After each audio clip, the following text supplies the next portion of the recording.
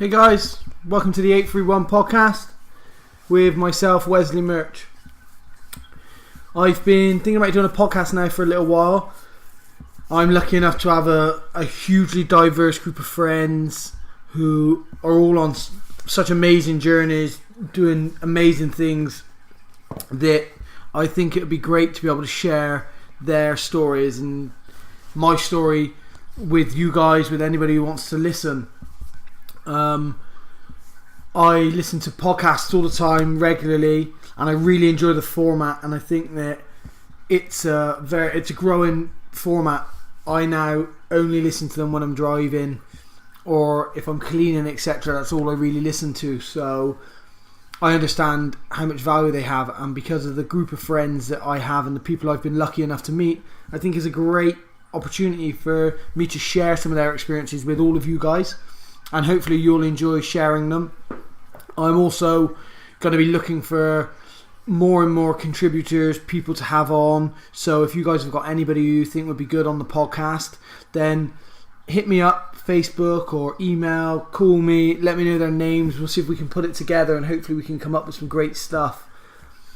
I've had a really diverse life and been involved in many things: professional MMA fighter, paraglider pilot, skydiver, base jumper, falconer, adventure athlete, and we're just very much getting going. There's so much more that I have planned and so many more things that I want to do, that I get to meet these people all the time and I get to hear amazing stories and share them with them.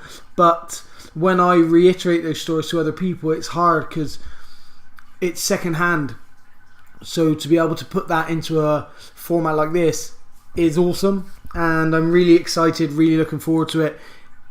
At the moment I'm still injured and I'm not competing. I'm hoping to fight by the end of the year, so this has been something that I've been looking forward to doing for a while, but I'm a procrastinator and things get in the way, and finally I've managed to get pen to paper, so to speak, and here we are, episode 1.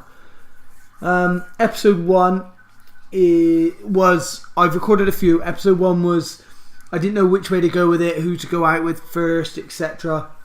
I've recorded a few and they've all been pretty cool, but I've been waiting for something that's been, that I think would capture more people than just a select group. So I listen to different podcasts, like the Cloud-Based Mayhem with Gavin McClurg's awesome, but it's very much a paragliding podcast.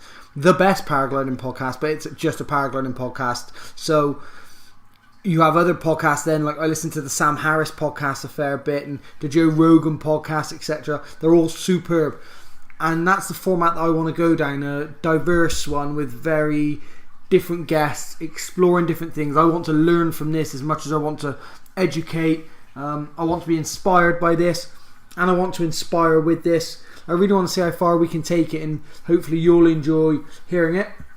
Sponsors wise, I don't like it when there's lots of sponsors at the beginning of podcasts, but this podcast will always be sponsored by Trojan Nutrition, Trojan Fitness.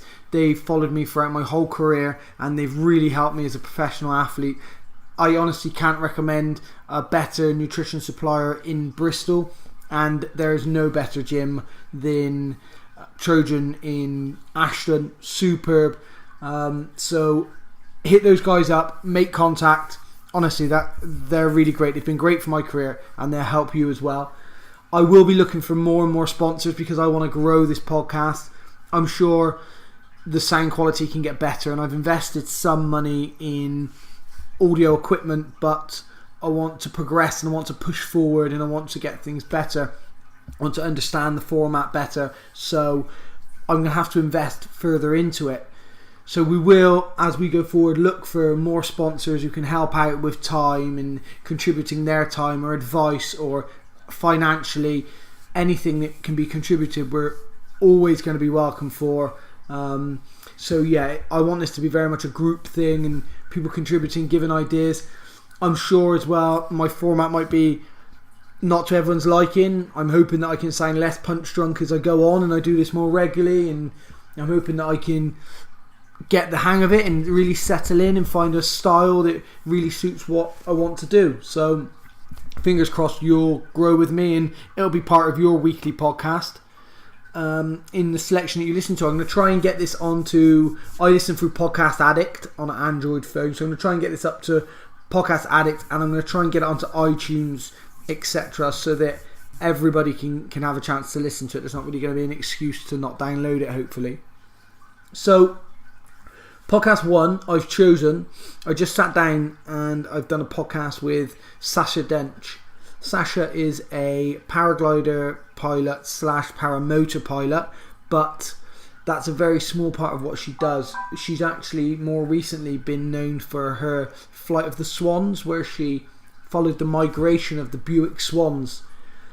She works closely with Slimbridge, and she's very much involved with the the Waterfowl Trust, etc. So she's a biologist, and she's got a big history in conservation and wildlife filming, media, really diverse history. And sitting down and talking with her about the Buick swans, I was really excited when I heard her story a year or so ago and what she was going to do. She's going to follow them on a paramotor. This is going to go wrong. And then, of course, everything went well, and I managed to sit down and talk to her when she got back, which I was really excited about. And I was shocked. I was blown away. It was such a cool story, and it had so much more depth than I thought it would. It went places I never thought that it would. Stories that were really exciting, as well as really pro-conservation, etc. So, yeah, I was really excited by it, and I cut the podcast short just simply because I didn't want to detract away from that side of things. But I could have sat with Sacha for hours and spoke about so many different things. She's a former free diver, and she's worked within the ocean, working with shark nets, and she's travelled, and she's seen so much. Honestly, just really cool. I'm definitely going to get together with her again. We're going to sit down on another podcast in the future, because there's so much more that I'd like to talk about with her. But the Buick Swan story was amazing, really cool. I enjoyed listening to her, and I'm hoping that you guys are going to enjoy listening to her.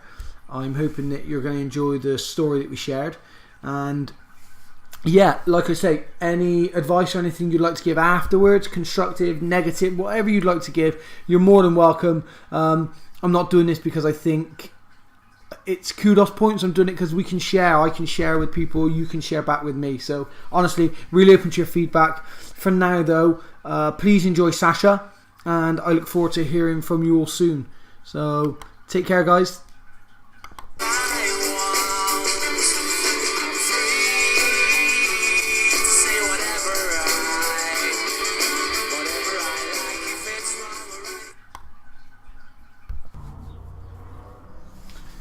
Okay, so Sacha, thank you very much for joining me and doing the podcast. I heard your story.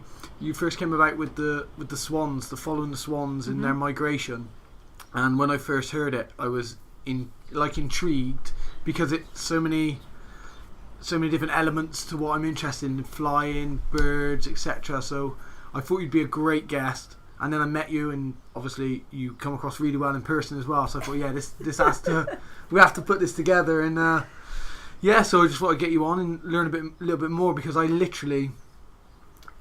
I know about the swan trip is Sacha had a paramotor and she followed the swans on their migration, and purposely because I want to talk to you and find out more from your perspective rather than reading a newspaper that's been edited. But that's literally all I know. So yeah, just want to find out a bit more, really.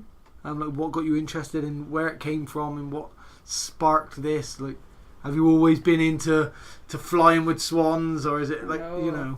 Okay, so where do we start from? So from birds, I had no real interest in birds until about 7 years ago. I started working for the Wildfowl and Wetland Trust, who look at wetlands around the world, and in particular birds. Loads of birds use wetlands. So basically they look at water birds. That was all reasonably new to me. I have spent my whole life, I used to be a biologist, and I've spent my whole life mostly in conservation research and conservation marketing. So I've been in PR and storytelling for quite a long time. Anyway, I started at WWT, and actually I didn't realise until a couple of weeks in that one of the W's was wildfowl instead of wildlife, When I realised wildfowl was mostly ducks, geese and swans, I was like, oh God, there's like domestic animals.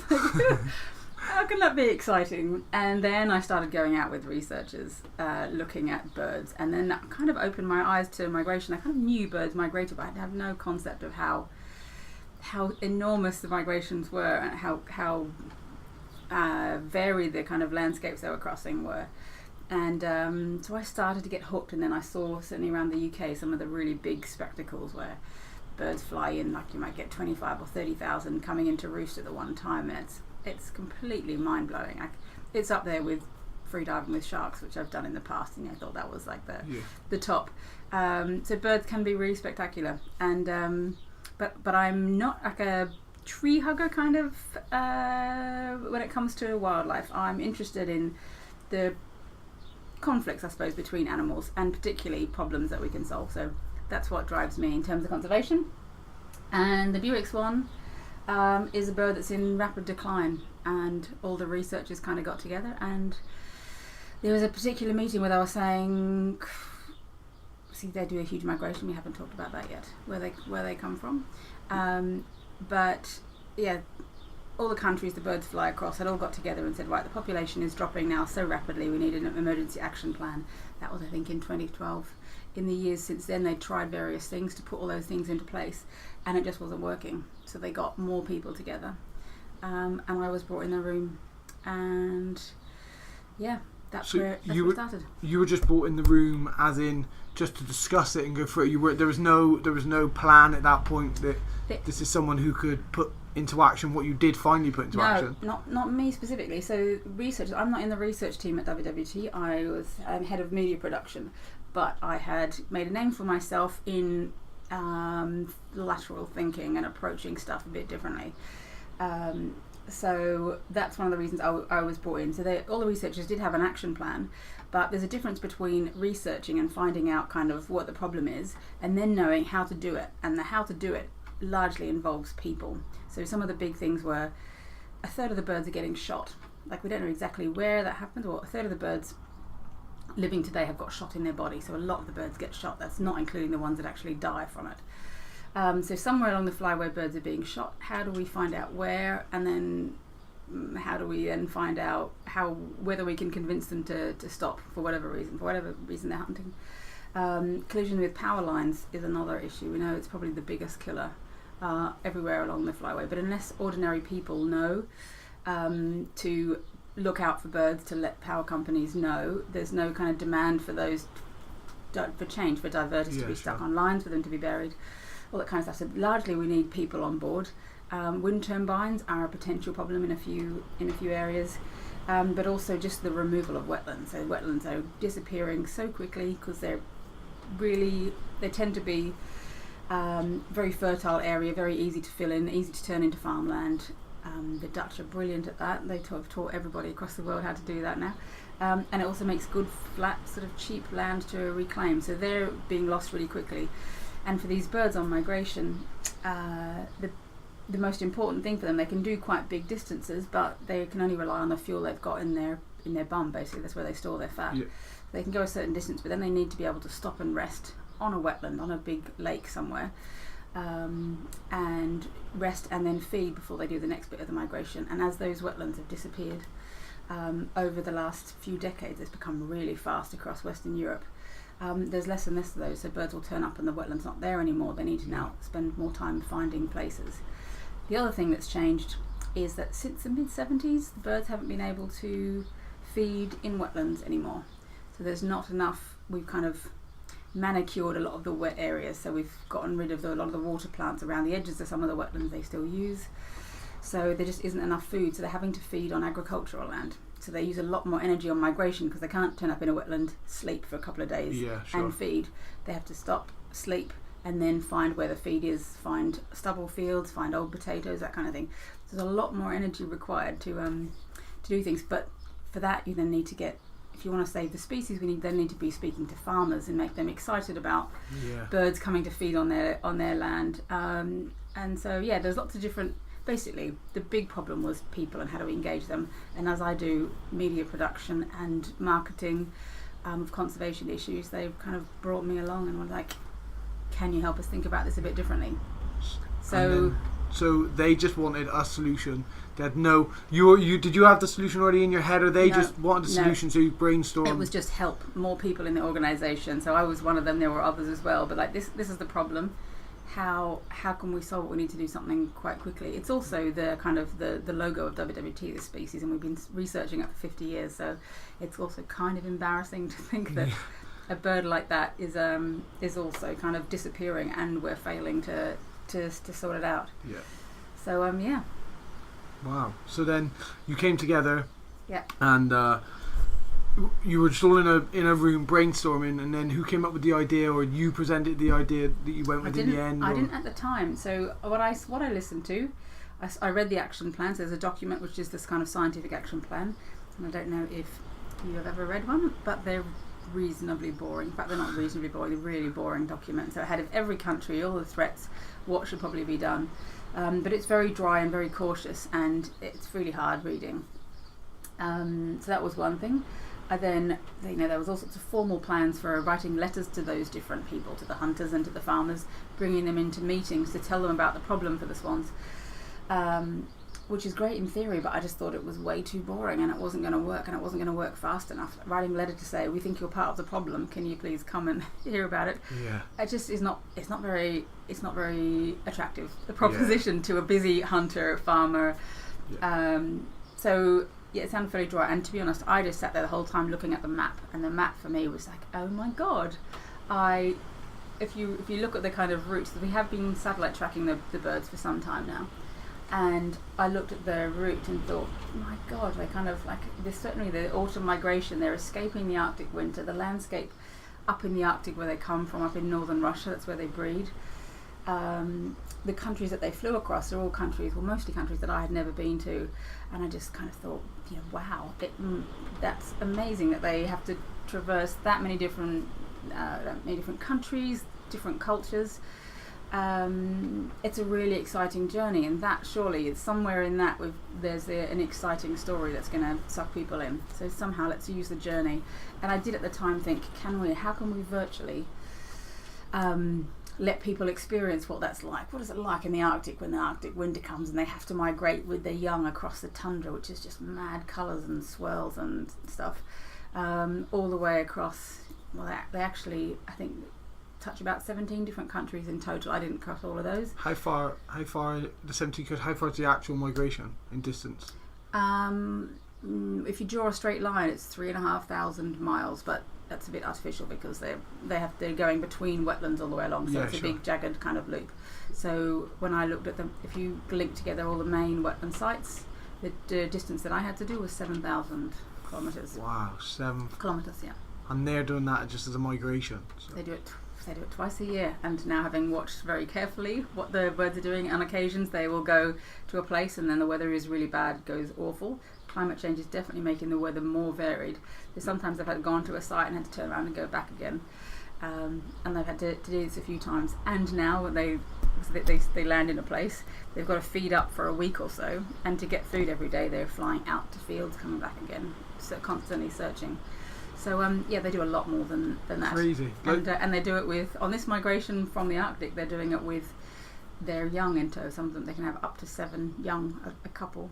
So they've got a haul 7 babies around. Just take for granted, like you see these swans. It might be it's Slimbridge or something, and you go and see them, and you're, oh yeah, they migrate, and it gets thrown out like a flippant comment. 7,000 k just to 7,000 miles. Did you say? No, 7,000 kilometers. 7,000 kilometers. Yeah, just as part of your life. That's just part of your day. Like just like a commute. That's what we were born to do. Like a commute, but a commute where you're constantly being kind of chased by the winter. So certainly on this autumn migration, they might be stopped in a place, but they get a massive cold snap, and the area that they've been resting in is suddenly frozen. So they might not have got enough energy yet to carry on, but they haven't got a choice. They've got to move on because they can't stay if the water is icing over. So they're also juggling, like they haven't got GPS or weather forecast. So how the heck they manage all that, I don't know. But some make bad decisions every year, so we lose about 1 in 5 every migration. Wow. So yeah, it's they have a challenging task, but they've been doing it for forever, right? So, it's crazy. Just that's part of your evolution? Is it you've been selected? You are going to be one of the species that has to fly across the planet every year and back again. Like, how shit set of cards were you dealt? Like, that's. And then you see these other ducks who can just stay here every single year, like a mallard. Yeah, you can just go in the parks and just be here all year round, but you have to. Yeah, crazy. That's a crazy journey. So you find out all the research, and then you're thinking it would be good to show people what they have to go through, etc. Yes. So I kept saying that, and the difference, I suppose, between me then and a researcher. So I hadn't been long at WWT, and the researchers, some of them have been there for 25 years, and they know ducks, geese, and swans inside out. So they wouldn't have recognised that how many people don't get this migration, and that it's potentially an exciting story still to people. So anyway, I just had in my mind somehow that's where the power is in this story, and I went away and I just thought through it. If I would sleep on it, that's how kind of ideas start to form. And then actually it was speaking to some contacts, some other paramotorists in Eastern Europe, via Facebook, and I flipped down through their Facebook feed, and one of them in particular, his Facebook feed was about something completely different. His Facebook feed was paramotoring, hunting, farming, paramotoring, and I started to go, oh, actually paramotoring is kind of interesting still to a lot of different people in lots of different ways. And then I thought, God, the latest technology in wings and everything else, we're going quite a lot faster than we were certainly when I first started, and I just slowly started to put two and two together, and it still seemed that kind of ridiculous. The distance I knew was totally ridiculous, but at least it was like, oh, there's certainly a level of interest there, so could we somehow use the kind of paramotoring? And then I mostly fly on my own in the UK, certainly for work. I do photography, and it's much easier to be on my own. And what I noticed pretty much everywhere is that everywhere I land, whether it's by farmers or posh mums up at Tetbury, no matter where I land, certainly as soon as I take my helmet off, people ask the questions of where have you come from, isn't it dangerous up there, and they generally try and want to help you in some way. And I thought, well, that's all the same questions you want people to be asking about the swans. So, and the other, benefit in this case, but not otherwise, is that you are susceptible to a lot of the same threats the swans have on migration. So flying in autumn, when the weather is turbulent and varied, can be quite stressful. Power lines are another thing you've got to look out for. So there's lots of parallels between what paramotorists has to put up with and what the swans have to put up with. So the idea sort of started there, and at first it seemed like a daft idea, but I couldn't help but work away at it in the back of my head. And then I got to the point where I had to write it down onto 2 pages, and I asked a few paramotorists, and I was pretty much ignored by all of them. It was dismissed as a ridiculous idea. And literally just that, no research, haven't looked into it. They're just you've mentioned, they're no, that sounds. Yeah, didn't even really want to talk about it. I think they kind of almost didn't even want to answer, because how ridiculous was that? No one flies cross country all the way from Arctic Russia. Yeah. It is completely ludicrous. And so I eventually asked, I thought, God, who in the world of flying? I needed to speak to somebody whose version of normal is very different to those that will take off from a field and fly around for half an hour and come in and land again. So who's at the other end of the spectrum to that? And so I'd heard of a guy called Richard Meredith Hardy from watching videos online, and he used to paramotor once upon a time, but has done long microlight expeditions down to I think he was the first to fly to Australia and South Africa from Britain, and has been involved in lots of expeditions, and he was the first paramotorist to fly across the Channel, I think in the 80s, the first guy to do it. Embarrassing that no woman has done it. So I didn't know him from a bar of soap, but I drafted him an email to say, I've had this idea, there's a really good reason behind it, everyone's kind of dismissing it, but this is what I intend to do. Am I missing something? Is it actually possible? I realise it's difficult, but is it possible? And I just got an email back saying, call me. And I was like, oh hell. He's either going to tell me, he's also the chairman of the International Microlight Federation. Anyway, I thought he was going to tell me I was being ridiculous and kind of putting myself at risk and everything else. So I called him and we had a half an hour chat, which he laughed a lot, which was great. Asked me lots of kind of questions of all kinds, and then hung up. And then half an hour later, there was an email in which he'd sent me the contact details of everybody across Europe that he thought would be useful, some other points about it, and he also copied in everybody along the flyway. Wow. So it was almost like then the cat was out of the bag. So my original email was at the bottom, so they knew exactly what I was doing and why I was going to do it. And I was like, okay, right, that's a bit scary. It's like the cat out of the bag. But at least having his kind of tick of, sort of tick of approval gave me a little bit more confidence. Yeah, so made you think like, actually this is possible. Rather than it just being like an idea that I've dreamt up in bed, yes. Actually this could work, this could be possible. Yes. Yeah. And there would be people, if he thought that other people would be interested in helping out. So I then obviously emailed a few more of those people with some more details, and I kind of realised the complexities of flying a paramotor, certainly across borders. Lots of countries had no protocol for that, so there wasn't a rule of how you do it. And in every country there's different regulations for paramotoring on whether you need to be a registered aircraft with a number on you, or you definitely need to not be an aircraft with a registered number on you, what type of radio you need. It kind of sits between regulated and non-regulated flight. So it was going to be complicated, but at that point I realised with all the different languages across the borders, with different flight regulations, with varied weather, it was going to rely on having lots of people interested in helping out. So I kind of took that approach from the very beginning of having as many people, giving as many people as possible an opportunity to be a part of it, and help with the logistics. So that's kind of that's sort of where it started from. I still then had the charity I work for didn't know anything at all about it at this point. So that's when I had to start putting it out, and conservation charities tend to be quite conservative in some ways. And now you have to go and pitch them. Yeah, listen, I've had this idea. I want to fly a paraglider with a motor on the back, and I want to follow these swans' path. Like, how does a conversation like that go down? Well, I had it written down. I was a bit of a chicken, so I sent out the document at first.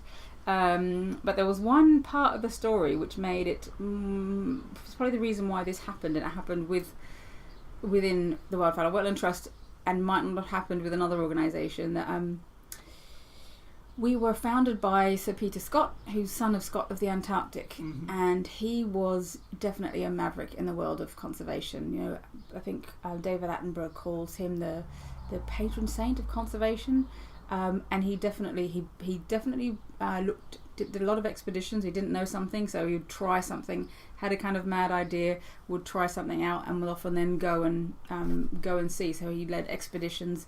He had one of the first wildlife television programs, and certainly took an unusual approach to lots of things. And for example, he was the first to realise with the Buick swan that you could identify each of them by their bill pattern, the pattern on their bills. Okay. So he'd started painting individuals in the 50s, I think, and giving them each names. And so they're individually identifiable by their face. Yeah, so you don't need to be able to see a leg ring or anything. It is quite crazy. So we've named about 10,000 birds. How distinguishable are they? So like to the naked eye, or it would take like pictures next to each other to say this is.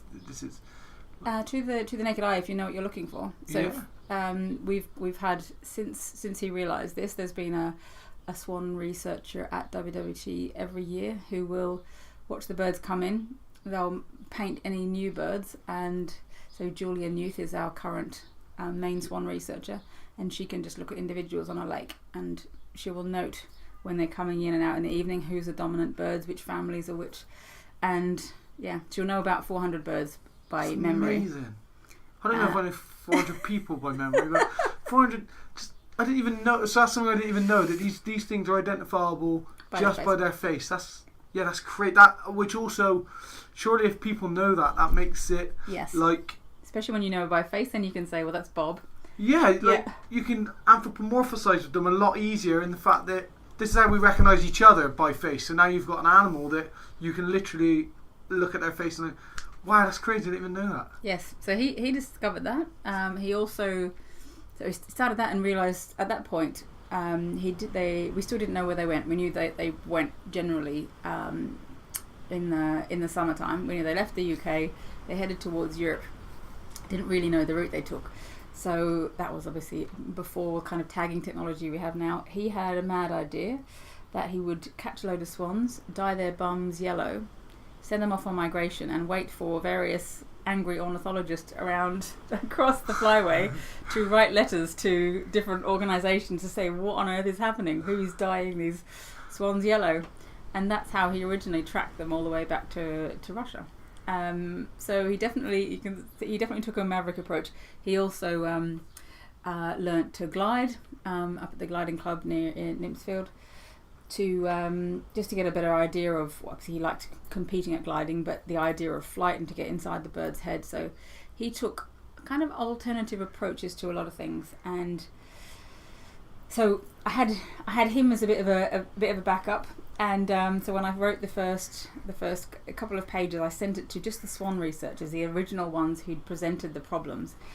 And the response I was getting back from them was, well, it's completely and utterly bonkers, but it's very Peter Scott. Let's have coffee. And that wasn't what I was expecting. I was kind of expecting to be shot down in flames, but that just happened again and again and again. And so internally, people were like, "Oof, this could actually be really interesting. How possible is it, Sacha?" And I was never quite sure. Always super positive, like, yeah, no. Well, it'll be difficult, but we got this. Yeah. And so Peter Scott's name bought you. You feel that bought you basically a lot more meetings and stuff, having his name on board, or. Well, because he founded our organisation, so he was the founder, and he's obviously a so that's kind of a part of the culture that you kind of can take a bit of a maverick idea, if it looks like your best chance of working, and that was the general feeling, was that yes, it is a bit radical, but maybe we need a bit more of that. At the moment, and that's what the foundation's based on, someone who's radical, so we should be a bit radical as well. So. Yes, this is just a modern version of the dyeing the swan bums yellow. We're still going to follow them, we're just going to try and follow them really. And so then obviously we work in partnership with countries all along the flyway, so the next step had to be to get them on board, and that's where I thought there's a good chance lots of people would not understand. It was way too much of a jolly. And so contacted people along the flyway, and we got various questions, but the overpowering response was bonkers, but let's give it a try. Another thing that was really important for all of them, because there are different problems for the swans in every country, a big problem was, why would Estonia do their bit if the other country next door wasn't going to do their bit? Sure. So how do you make swans a priority amongst all those countries, so they could see the benefit of kind of creating a bit of a Mexican wave of enthusiasm by doing something physical and all at the same time? So we ended up with every country on board, and then obviously there were tons of logistical things I wasn't really dealing with at that point yet, and I ended up with £3,000. I was basically given £3,000 to go up to northern Russia and find out if I had the vaguest chance of crossing the tundra. And that was the next big challenge. But just getting people on board to start with was the first big lot. I'm just filled with questions now through. There's so many different junctures now that I didn't foresee when we first started speaking. When you first got into paramotoring or paragliding, did you paraglide first? Did you break into paramotoring, or did you you'd sort of done a little bit, but this was really your your first ever real paramotoring experience was doing this? Or had you been a paramotor enthusiast and then that's what tied the two together? Or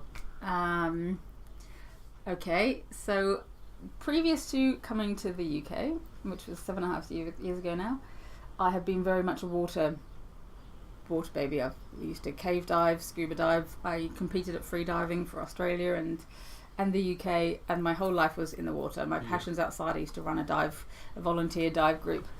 So it had all been about the water, and I'd become very petrified of flight because of a bad flight in Panama years beforehand, where we're in a small plane, we got stuck in a thunderstorm, the pilot couldn't find this tiny little airstrip on an island above the San Blas Islands. There's 3,000 little islands off the coast, and one of them had an airstrip we needed to find, and our pilot had decided he could handle it, and it was 40 terrifying minutes of being thrown around in this little plane while he kept diving down through the clouds trying to find it. And we all thought we were going to die. There was only 6 of us in the plane, and the pilot was white, and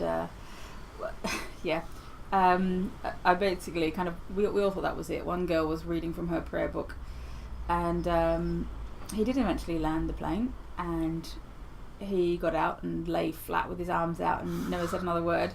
And it never stopped me then getting on a plane, but any bit of turbulence, so takeoff and landing were fairly terrifying. So for someone who'd done quite a few things that have, you know, reasonably high levels of risk, like cave diving and things beforehand, in the situation, in any sort of turbulence in a plane, I would find myself gripping, like turning to the random stranger next to me uncontrollably and gripping their arm and going, "Oh, I'm really petrified, please speak to me, please speak to me."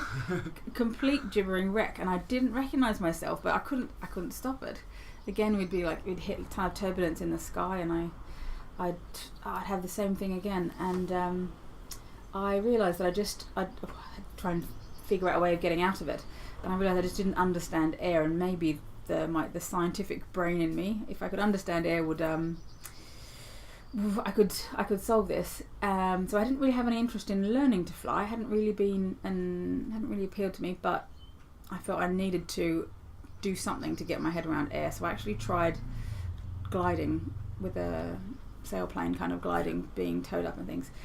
And I just found it was too much. It was like the most extreme form of turbulence for a start, with the tow. The G-forces on the toe, and then the poppers that's released, and then you instantly have to look for a thermal. So you're instantly looking for a turbulence, and there was way too much information for me. And then the day that one of the instructors said, "Oh yeah," I said, "How do you put it away?" And he's like, "Oh, well, you pull this pin and the wings come off." And I was like, the control freak in me just said, "No, that's too much." And so I looked at a paraglider and I thought, well, that's, you know, it's simple enough for craft. I can check every line myself. I can check all the cells, and I can sort of understand how that flies, and you can feel the air. So if I'm going to get comfortable with air movement, that's maybe the way to go. And so I started paragliding. First bit was in Australia. My boyfriend was flying at the time, and I have to say I didn't enjoy it at all. First couple of years were just like, I just suffered it. The first, absolutely suffered it. I just was not. First, I insisted on having 8 tandems before I would fly on my own. We weren't given any ground handling practice at all on the course that I did. It was basically straight up. It was a tandem flight, and then a little bit, and then off. And the other 4 people on the course did it. I think second flight was solo flights. So what, like top to bottoms, or top to bottoms, but 7-minute top to bottoms in Australia, so you couldn't see the landing fields from where you were taking off from. It was in Bright around. Bright, yeah. Yes. And I looked at it and I was like, but no, but I know I've got you on the radio, but radios break, and if you tell me do X, I don't understand enough of the language. If I'm in a panic, I'm not going to understand the instructions. So I think I insisted on having 8 tandems before I would go out on my own. And the first few flights, I did not get into the harness, and I would not look at the wing. The whole thing was just. I was just having complete sensory overload. I just stuck myself in my most horrific situation, and Bright is never really, unless you go up really early in the morning, it's always a bit thermic. There's areas of quite big trees, and then nothing, and big trees and power lines, as I remember, near the landing field. Way too much information for me. I just was not functioning in the air, so I knew I couldn't control it at all.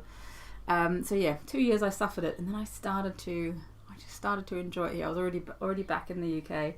I went out to Dune de Pila, and that was kind of nice.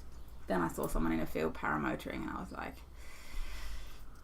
that's taking this to a whole new level for me, because I like going places, and not being beholden to thermals and things felt like a great idea. So that's when I started paramotoring, and that was maybe 5 years ago.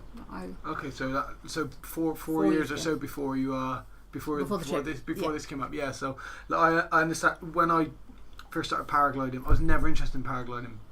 I I was a skydiver, and my friend See, I would never do that in a million years. which is super safe, like really safe compared to paragliding. But Tim Carr is who's obviously a paramotorist and paraglider. We've been friends for like 16 years, really good friends. We worked together, security in nightclubs, and we used to be bailiffs moving gypsies together. We worked together. We're really close friends. And I remember when he first started paragliding, he's like, "You should come try with me." I was like, "Hey, shit, mate, that's like." You're flying around, floating about. That is rubbish. I jump out of planes and spin and stuff. Like, what? He's like, no, it's really good. Like, no, it's shit. So this went on for like 8 years. Like, literally, he was trying to get me to paraglide for 8 years. I was like, no, it's rubbish. And then just one day, he's like, oh, I'm going out to Westbury. Why don't you come out? It's really nice there. You can chill on the hill. I'm gonna fly. You can talk to people. I was like, yeah, okay. So I came out and I ground handled his wing. I was like, wow, this is it's a bit more power and excitement in that. Wow, like, and went home that night and bought everything on eBay, and he's like, "What the fuck have you done? Like, what? That's not how you start paragliding." I was like, "I've got it all. I'm good to go." He's like, "No, that's not it. That's not how you do it." And then, so he sort of taught me how to paraglide. My first flights, I didn't enjoy at all. Like, I have video, and I used to have a camera on the side of my helmet, and you could see my eyes like blinking and squinting every turbulent bit, and it's not like I was scared, I just wasn't enjoying myself, I wasn't taking on thinking this is amazing, but then I'd not enjoy it all the way to the bottom. As soon as I landed, I was like, shit, I want to not enjoy that again. Like, let's go and not enjoy that again, and then I would do it again, and of course I'd see other people staying up and I'm going to the bottom. I was like, how are they staying up? So then the competitive streak in me was like, I wanna do that what they're doing, and I wanna not enjoy this for longer, And that was it. I just the more I couldn't do it. It didn't matter how much I didn't enjoy it. Yeah. I couldn't do it, so I wanted to be better at it. So yeah, I get the whole not enjoying it kind of thing. And working through it. Yeah. In the beginning, it's definitely more fun. In retrospect. Yeah, definitely. That personal challenge. You're getting better at something, but you're overcoming I'll say a fear. It's not. I never really felt scared, but it's a fear. I wasn't enjoying it because I guess mentally it's a fear of you're leaving the ground, and not really feeling in control. I guess you're just initially. And I think you never get back to that same. So in those first flights, there was just loads of information going in, and I don't think you ever remember any of that in enough detail because everything is firing. Yeah, you can't process any of it. I can't. If somebody says to me, "What did it feel like?" Now I couldn't tell you. Now I could tell you exactly what a thermal feels like, inside out, back to front, left. I couldn't tell you now what it felt like when my wing first left the ground. I just can't remember that. So much was going on that I could have just been on autopilot, being radio controlled to the ground. So I get what you mean. So then from there, you saw paramotoring, and you thought that looks. Yes, I was still doing a bit of paragliding on the side, but the paramotoring, apart from being a way of actually going from A to B, which I like the idea of, like actually specifically where I wanted to go, not where the wind was going to take me.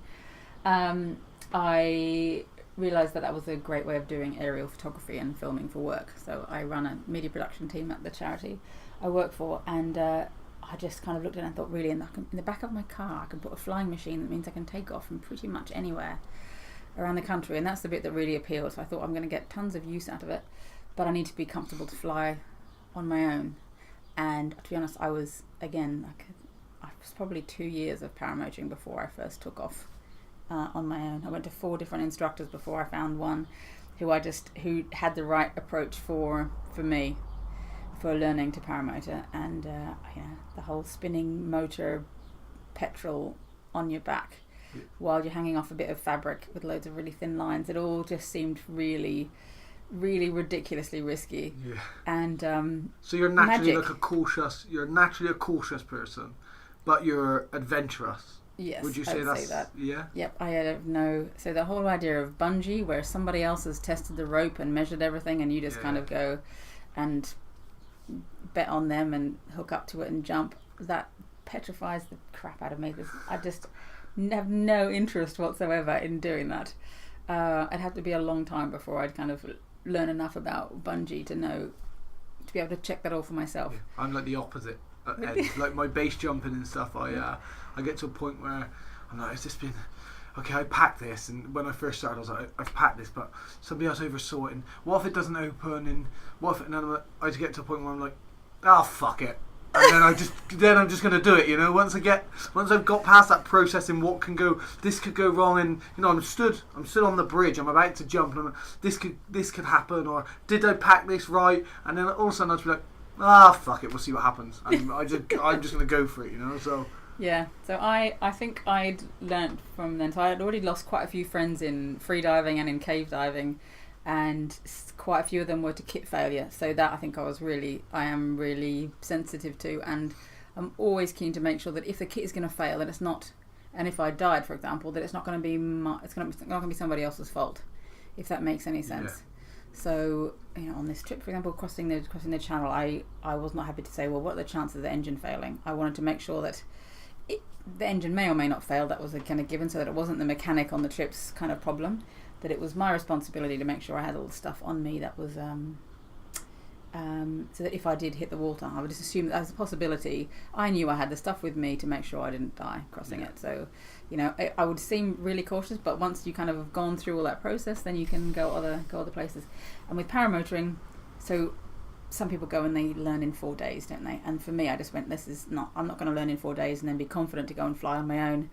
So I went to somebody and basically just said, you know, there's one thing telling me do this, don't do this. I won't remember that. I want to know every single accident you've ever heard of, exactly what happened, so that I've got like that picture is burned into my brain. Apprenticeship almost in paramotoring. Yeah. So I know the worst that can happen, like how many people have lost their kind of fingers and things, and how exactly did that happen? Because I might be in a remote area. Certainly for work, I'm going to quite remote areas. I really need to not stick my hand through a propeller when I'm on my own. So tell me the worst stuff. And and then back here I kept thinking I must be able to fly on my own, and I kept on flying to different people to fly with different people. And for the first 2 years, I think, maybe the first year and a half, before every flight I needed to go to the toilet. I was like, no matter how my brain was saying it's fine, so I made sure I had a portaloo. I need a big enough van to have a portaloo in the back, because that was a given. And I'd go to myself like, why am I doing this? And I thought, the brain was saying, well, obvious, you know, it's beautiful up there. You're going to have great views, great photographs. You just have to get off the ground. And so that was a good year and a half. But I kind of had accepted by that time, that's how I work. I need to kind of work up to these things quite slowly. And you find it less intimidating than like fixed wing gliders? Yes, but when I started the fixed wing glider, that was my first kind of forays into flying, and so I was still back of that bad experience as well. I was still petrified of any kind of turbulence. So I'd kind of, but I think what I love about a wing is that it kind of, you can see what it does, like collapses, reopen. That doesn't happen in a lot of other aircraft. And you hang underneath it like a pendulum. So that all makes complete sense to me. Whereas, you know, in gliders, I don't understand the mechanical stresses on wings. So it's just a whole nother area that I can't control. And fair enough to have complete faith in somebody else. But maybe now I'd like to go back. I'm about to go back and start gliding again. Because it doesn't interest me in the slightest, and through nothing other than ignorance, it doesn't interest me. But I just feel like I love paragliding, but I feel like I'd be so detached being locked in a cockpit. I completely agree. Being out of a cockpit is fabulous. Yeah, and when I'm sat there and I'm in my harness and I'm in the thermal and I feel the shape of it in my glider, and I feel and that's why I haven't gone over to a visored helmet as well, because I like to feel the wind on my face. I feel like I can feel the thermals coming sometimes just by on my exactly. And so I think the detached side of it really, and it might be, people say, oh, it's so much better, you get so much more feeling of the air, you get this, but you might get more feeling of the air, but you're not in the air, you're not part of it. In what? In a glider? In a glider, in a fixed wing glider, It's a different thing. You can go a long way. I mean, 60-to-1 glide ratio on new kind of gliders, so that's pretty special. And some of them have got a motor that will pop out a propeller so that you can, you know, sort yourself out if you are going to come down. So it's much more like a plane. Yeah. It is a very, very different thing. And for me, you know, for photography and for kind of, you know, really feeling, you know, if I'm going out playing with the paramotor, I like to kind of, you know, play with the wing. Occasionally it's sort of closest to the ground maybe, but there's nothing. You just cannot have anything like that when you're enclosed in a cockpit. And that was part of the magic of this trip, was you're doing it. A lot of people said to me, why don't you fly the Swans, why don't you do this migration route in a helicopter? I was like, well, the expense was quite a lot higher than I was originally thinking we were budgeting for, but it was completely defeating the purpose of the whole expedition. And I struggled to explain it to people. Well, firstly, what we haven't said is that the first sort of 1,000 kilometres of this expedition, there are no roads. So there's no way that you can have a ground crew of any kind, and there's no field or anything. It's permafrost and tundra, so there's no agriculture up there. There's no big flat fields to land in. So even landing and taking off with an aircraft with wheels, you're really limited to where you can go. So you're flying from Russia back to the UK. Northern Arctic Russia back to the UK. That's the autumn migration. The birds, they're all kind of escaping from this Arctic winter that comes on quite fast. But yeah, the other point of it was that I wanted to, up in those remote areas, we needed to talk to people that are likely to be shooting swans, and I wanted to be able to tell the story of what the swan's journey is like where they are, but where they're not as well. So on other parts of the journey, because I just kind of knew people would be fascinated by that, and to have had any chance of really experiencing that, it needed to be exposed the way that the swans are. I needed to be cold. I needed to be, dodging around the kind of the squalls and the storms and the snow and things like that. You're not going to get a lot of empathy and sympathy from people if I land in a helicopter. No, exactly. Yeah, and then land if you're telling the story, it's not going to be, oh yes, I followed them in a helicopter, I was eating sandwiches and they were, it's not the same thing as being in a paramotor. No, it's not.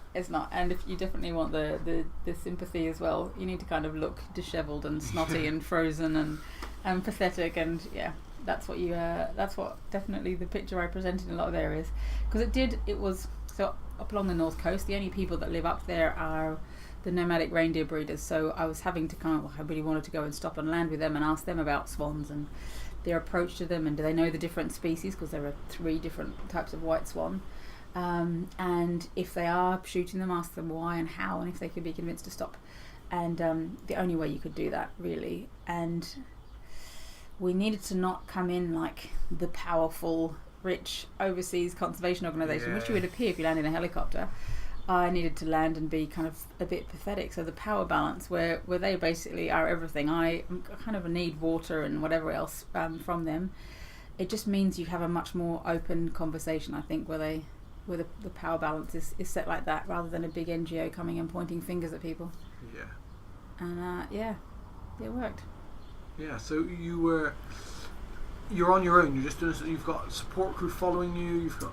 So I wasn't on my own because once it started to kind of grow and there was a big NGO behind it for all sorts of reasons, I couldn't. I was on my own at some point to the expedition, but not crossing Russia.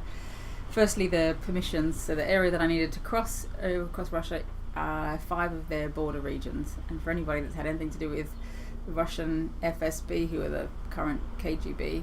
Current version of that, I was basically I had to convince them, the various border police, the aviation authorities, that I should be allowed to fly across 5 of their border regions, which they police heavily. You need separate permits just to go there. And you're going to pass this in the air?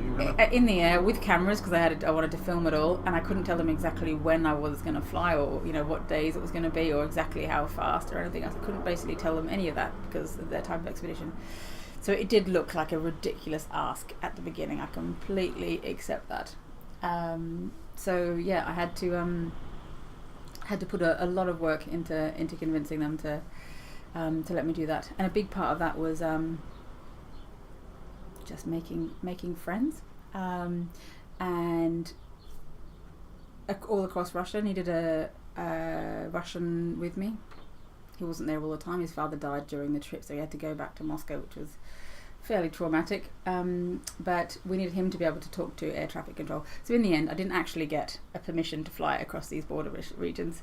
But we were right down to the line, and it was like, well, how are we going to get this permission? And it became obvious. The problem was that there wasn't really a way of giving such a permission. Because nobody has ever tried to float across that. And there are areas where they've got military installations of various kinds. So in the end, what we ended up with was, obviously, I said Alexander Bogdanov was flying with us, so he could obviously speak Russian with air traffic control. I'd learnt enough basic Russian to get by, but not enough to have a sensible conversation with air traffic control in an emergency. We had somebody in Moscow who was in aviation, who would be our intermediary between the expedition and various aviation authorities. And in the end, we didn't end up with the permission to fly. We ended up with we won't stop you as long as you text us what your plan is half an hour before you fly from a satellite phone, and then allow that to basically get to our contact in Moscow, who would then sort it out, communicate with air traffic and military, and we needed to wait for a message back saying yes, it's okay to fly, or wait half an hour or whatever it was. And we've since learned that part of the reason is that there's unmanned aircraft being tested up there, and they couldn't guarantee separation between a group of, well, it would end up being 3 paramotorists flying across that remote area and unmanned aircraft. They could just make sure we weren't in the air at the same time.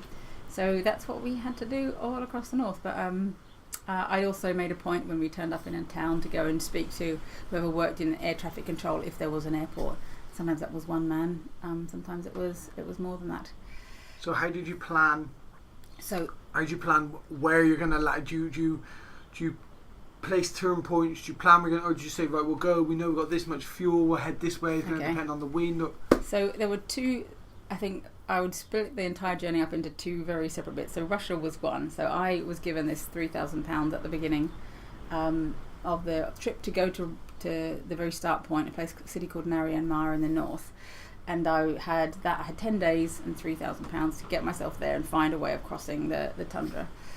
And so, yeah, because there's obviously, well, I'd looked at a map and I'd seen this series of towns, and I think the biggest distance between 2 towns was 140 kilometres, which is a bit of a stretch, depending on what the wind is and how much fuel you can take.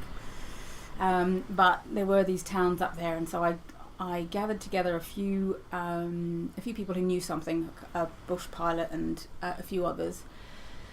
A load of blokes that came to the museum to kind of help advise, and I showed them my map and what I needed to do, because a lot of the swans generally follow a bit of a coastal route. And I said, what are this basically saying, this is what I intend to do, what are my chances of finding fuel and shelter and food and things at these particular towns. And one of them said to me, do you know what that word means in brackets after the name of the town? And I was like, no. He went, that means abandoned.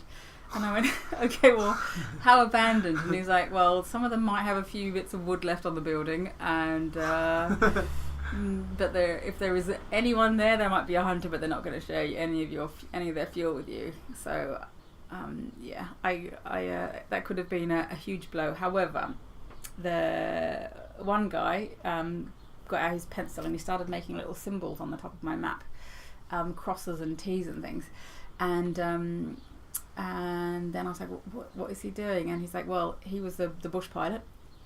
He also had grown up on the tundra, so he's a Nenets person, one of the reindeer breeders. And he was marking the hunting huts. They were really small, so they're not marked on overseas maps. There's also 3 meteorological stations on the north that are also not marked on foreign maps. So he goes to them several times a year, and was offering to leave fuel at some of those for us. And I was like, well, why is the fuel going to stay there if people go there and visit there? Why is it going to go? And he was like, well, I'm also the rescue pilot, so no one's going to steal my fuel supplies. Yeah. Or they'd make themselves very unpopular very quickly. And he also said that I suppose people said that you can't say where the nomads are. He's chairman of the reindeer breeders in that area.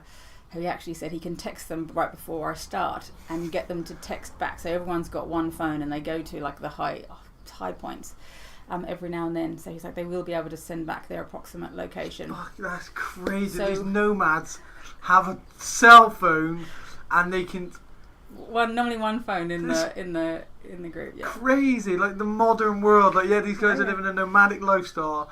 Tramping reindeer across the tundra, but we've got a Nokia 3310. We play Snake. It's fairly basic, yeah. They're basic mobile phones, and one of the camps we went to, they had they've all got a little generator, but they still, there's a kind of a strange mix of culture, but they can pretty much fix anything with stuff like Tupperware containers. They asked for our Tupperware container at one point. I was like, why do they want Tupperware containers so much? And they can melt that and make pretty much anything. They're sheaths for knives. They make out of melting it into hard black plastic paragliding line. I brought that as a present because everybody said they will absolutely love that. Otherwise, you better give them some spares. Otherwise, your glider might end up missing a few lines, because that's the kind of stuff that's really valuable to them. But yeah, so once I had that, I was like, and Vlad is his name is Vlad. I kind of had faith that everybody was saying, yeah, he knows what he's talking about, and he's a kind of good, solid, reliable bloke. And he then took me out to one of the reindeer breeder camps to have a 3-day survival course, because he was like, well, people aren't going to take you seriously if they think you couldn't handle it out there on your own. So I went out, met some nomads, got training from them, and they were kind of surprised when I was insisting I had to sleep outside. So like, you're not going to be here with your nice warm tent. I need to kind of sleep outside. And they were like, are you sure you want to do that? Yes, it's fine. So I slept outside. They taught me what they knew about, what fish you can and can't eat, what you can eat raw, how easy it is to catch fish, and how you make fire when the tundra has no trees anywhere. So it's low, scrubby stuff everywhere. But there are ways to make fire. Although when I asked how do you actually kind of make a fire, and they all took a lighter out of their pocket. We don't bother with anything else. If my lighter breaks, someone else's lighter will work. So there's no rubbing sticks together. There's no reindeer stuff going on there. Well, their whole camp is like reindeer, so they sleep in a big sort of teepee that's covered. It's now in canvas. It's covered in canvas, but it's all kind of wood that they have, long pieces of wood they carry around. So maybe half of the sleds they have with them are carrying wood, because it's a really valuable commodity. Yeah. They pick up driftwood from the north coast. So lots of it is very, well, I suppose it's reindeers, but they've been doing some things forever. But lots of things they will do the modern way. So they have enough fuel and a small chainsaw, for example, where they wouldn't have had it before. But they can pretty much do anything with bloody reindeer and some rope and sticks. It's a crazy different life. Yeah. Crazy. They can all retire at 45. Their life is so hard. They can retire at 45. Yeah. Yeah. And what do they do for retirement? Well, there are villages where the women and the children aren't nomadic all the year round. They are for half the year, the warmer part of the year. The other half, the women and the children go into towns, and the kids get schooled. And so when they retire, they tend to go move into a town. And what's like the life expectancy of one of those? Not very long. I can't remember. They did tell me on my first recce trip. They did tell me, but they loved that I was turning up. They tried to give me kind of some local clothing to fly with, and it was so heavy, really warm, but ridiculously heavy. And it took a while for them to actually open up and speak. But the first few questions they wanted to ask about Britain were things like, "Are all British men gay?" Because that's what the Russian media. Do they? Yeah. That's what Putin tells people. Fuck. All British men are gay. Wow. It's quite funny. It's like, how on earth do you even get that impression up here? Because they listen to radio every now and then, and they'll pick up newspapers. Obviously, they don't get tons of newspapers, but when someone is near a town, there you get newspapers. But yeah, that's the kind of stuff. They asked about royal family, just because obviously that's a thing that Britain is famous for. And about Elton John. I think it was at the time that there'd been the Elton John Putin prank phone call thing that had gone on. So we're known in Russia. We're known for being gay, all listening to Elton John, and worshipping the royal family. It's good to know. Yeah. I've been offered fights in Russia before, and I've never fought in Russia. We were negotiating one fight, and the promoter stuff would change all the time, and then you have to. I mean, you're always going to be going for a loss if you go and fight somewhere like Russia. You've lost the fight when you go. You have to win. You have to knock the guy out or submit him, because you're never winning a decision. An English guy going to Russia, you're going to lose a decision. And right. Who do you complain to? Do you complain to a Russian board? And you're so negotiations were going on. And in the end, we walked away from the fight. We were like, no, fuck. Like, the money's not enough to come over and fight. And then we got hope that we're going to get paid. And, I'm sure there's some great Russian federations that are brilliant over there, but it's a lot of work to go over there. So and lots of things work quite differently. So that it was quite a long process for me at the beginning, and then I got to a point where I realised you just have to have Russian partners who really know how to deal with things, because there's too many cultural language and cultural barriers. I mean, you're deep in Russia as well. You're not like Moscow, where people are kind of learning. You're deep into Russia now. reindeer nomads. So yeah. Yeah, That's crazy. the nice thing is they have the one thing that underlies their culture is, if someone is in the shit, you help them out. Yeah. There was no problem because you were a woman doing this. Did they find that strange or? Well, they definitely found the whole concept of it a bit strange to begin with. I mean, it was a few hours before anybody would really talk to me on my first trip up there. But by the time I left, I was given a baby reindeer skin, and it was. We were talking on a whole different level. Once they'd realised that I was for real. I had the balls to go and sleep on my own outside.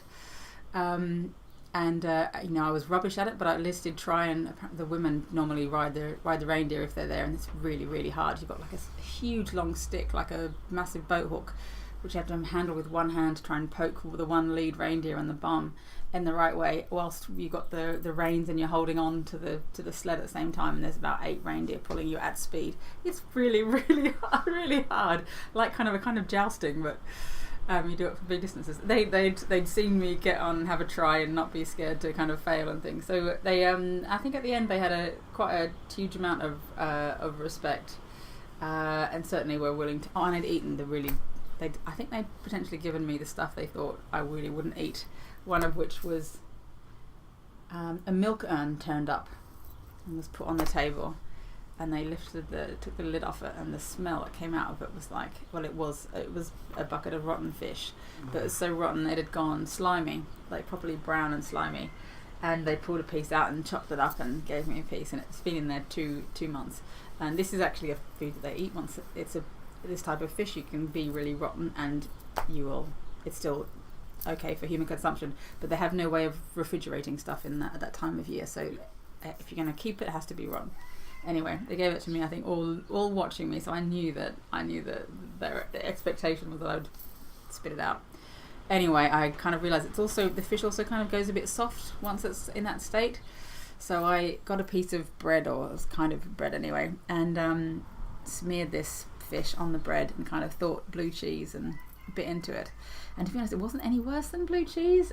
Just the smell, you just have to really try and not breathe in. Blue cheese is awesome. Yeah, blue cheese tasted awesome. The only thing is, if you're eating blue cheese, it's the smell of rotten fish that was it's completely filled the entire tent. But yeah, rotten fish. So they'd certainly tested me a little bit. You won them over. And I think they could see that the swans were a real kind of passion, and it was a genuine trip. We really needed to know what was going wrong for them. And they asked a lot of questions on that as well. They weren't going to be accepting the kind of we love the swans and don't shoot them.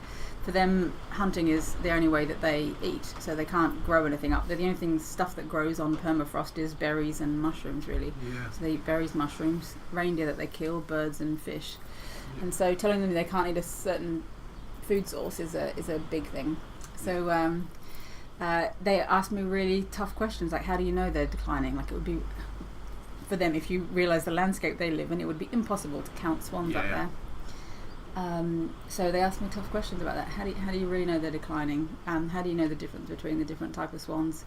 Some of them said that they knew swans were protected, but they assumed that was just because they're in fairy stories, not because the numbers are really declining. But they were really practical people, and in the end they kind of said, as soon as we realised that wolves were declining, we stopped making hunting a wolf a part of for boys. They used to have to kill a wolf before they can have reindeer, and they can't have a woman before they have reindeer. So basically, you're not a man until you've killed a wolf. So that was part of their culture until I'm not sure how long ago, when they just realised it was too easy now with guns and there's not enough of them left.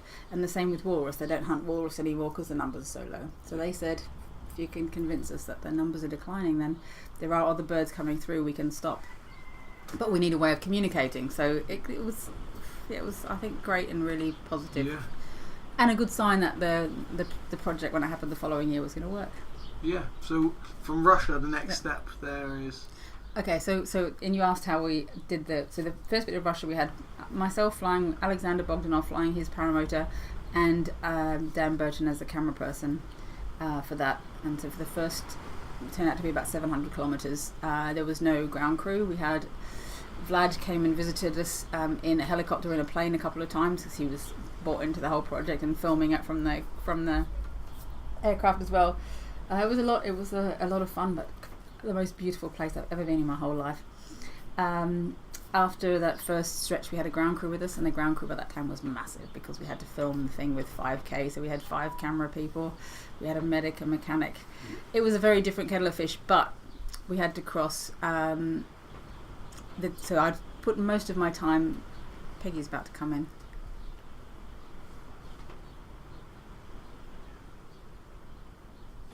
Here we go. Okay, we should be good. And we are recording, yeah. So I put a lot of thought into trying to cross the tundra in particular because there was no roads there, and that was logistically really difficult and high in risk because of the amount of water there, and the chances of water landings, even unexpected water landings, were really high. But after I met the ground crew, we were at the very beginning of the taiga, that's Taiga, the big kind of wet forests of northern Russia. And because there's roads, or there's at least one road through that region, we kind of had assumed we always have the road as a backup for landings. And it's a massive area of forest, so there's always going to be some forestry going on. So there'll be patches of clearings in different places. As long as you can fly at a decent altitude, I kind of figured we'd find a way through any of that. And sometimes, so basically, after the first couple of days, going up to altitude, I never imagined a place where you could be at 3,000 feet and you can see no sign, apart from maybe one really thin little road, there's no sign of any kind of logging, any human ever touching the landscape. So it's thick forest, and where it's not thick forest, it's bog. So obviously at those points like that, landing options are really bloody limited. And it was kind of daunting, but I thought as long as you can go really high, that's fine. But we had the added complication of Russian air traffic telling us, again, we're obviously in an area where there was unmanned aircraft, because for a big chunk of it, it was maybe 400 kilometers, they basically said, you can fly, just can't fly above 200 feet. And that's above thick forest. That's really low. Yeah. We weren't, that was it. So it was like, right, so either we get in the car and drive, or we fly at 200 feet and hope that if there's any motor failure, you're basically landing in trees. I mean, lots of paragliders have landed in trees, so we just had to kind of accept that was going to be an option. There might be the road there, but there's a reasonably good chance you'd end up being in the trees, and we had to accept that was kind of going to be a part of it. So for those stretches, I spent all the time thinking, right, which are the softest looking trees? If I'm going to hit the trees, am I going to pull out my reserve and throw it? So I'm definitely going to get caught up. Is that a kind of, and at what height would I do that? Do I do that right as you're hitting the trees? Do you throw that out beforehand? And 200 feet, you haven't got much time to think if your motor fails. So I had that as an issue. Also, the weather was, it's autumn and coming into winter, and so there was kind of sometimes the fog. You'd be flying kind of through bits of light cloud, which would then become fog, and then before you know it, you're kind of being enclosed. So on a few occasions, found myself having to make a decision of, do I land here where there's not really decent landing, or go up through the cloud? And I know you'd never do that here. It's just a thing you don't do. You don't fly in zero visibility. But we're in really remote areas. If it was at the beginning of flight and then you had a ton of fuel, we basically just had to keep on making that judgment call again and again and again. The other thing, if you land in even if you land in the trees, even if you find a little clearing and you end up down in that, the satellite phone doesn't work. So trying to send your position, because the satellites are all really low on the horizon. So if you're in a thick forest, you can't get the satellite down low enough to get a signal. So all of your decisions change. They have very different boundaries up there. And there was one stretch where we intended to follow the road. I was at a place called Pinega, and it was through really kind of much more, it was through kind of karst countryside. So the road would go down into valleys, and we could just look at it and realise that there was landing on roads like that were almost impossible. Also, the air had got ridiculously turbulent. I'm not really sure why. And we were having to fly low, and I added all those up, and there was another pilot. There was just one other pilot flying with me at the time, and I just thought the chances of surviving this are so slim, or too slim if anything went wrong. And I turned around at one point and said, look, we're going back to the last clearing. I need to rethink this completely. And so went back to the last clearing, which was a really small village, had a few people land. By that time, authorities of all kinds were watching our trail, obviously, because we'd land and someone would turn up with a bag of slides. The local dignitaries would turn up and want to shake our hand and things. Anyway, I happened to land right next to a bloke who was doing a bit of work on a building, and he mentioned to him through a translator the problem we had was just that we basically couldn't do the route we wanted to do. It was too risky. There was not even any road to land on. But the river looked really good. Just the river was going to take us a long way away from the ground crew, and the river changed levels quite a lot, so that was a risk. And there were often willows, so there'd be a big sand island in the middle of a really wide river, often covered in low willows, but definitely survivable. Like, it'd be uncomfortable if you had to land into a load of that. It seemed like the best option by a long way, but we would struggle to tell anybody where we were if we were in high countryside. Would the satellite phone work? But we basically, this guy kind of, as random strangers did everywhere in Russia, he said, I've got a speedboat. They're all obviously hunters. I've got a speedboat and a satellite phone, and if you can go the route, if you do come and land in a river, I'll make it my priority to go out in a boat and pick you up from whatever sand island you land on. I was like, that's awesome. You're just like these are people with very little. They might have a boat, but that's what they use to kind of feed themselves. People with very little just kept on offering us everything. Yeah. So that was lovely. It meant I kind of had the freedom to take the route. The satellite phone might not have worked, but at least if we're in the river, then we had a better chance in the river of it working than in a thick forest. Yeah, sure. So yeah, the Tiger had lots of challenges. I ended up in zero visibility in a few occasions, but it was still amazing. And then later on, obviously, we're crossing tons of countryside, which was like weeks of my life. But from once we got over the border into Estonia, that got really ridiculously cold then, so that became really tough. And I was on my own then. How long into the journey are you now? You've crossed like 5 weeks, I think. 5 weeks in at this point. Yeah, Russia. Just crossing Russia, but I dislocated my knee in the middle of that as well. So I also had to learn to fly a trike because my knee was just in a complete mess. So 5 weeks just crossing Russia. Yeah, it is huge. It is a big chunk of the whole trip.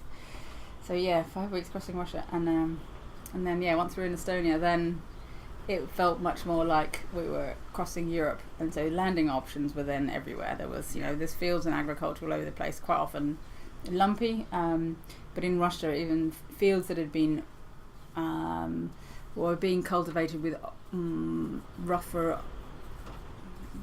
Is that a word? A kind of rougher kit were all much more corrugated underneath. Yeah. Hence why I dislocated my knee, because the ground underneath what looked like a reasonably soft kind of grass paddock was really lumpy underneath. So from Europe onwards, Estonia onwards, we still had 10 countries to cross then. And the risk of things like power lines went through the roof. The weather got absolutely freezing cold, much more variable as well.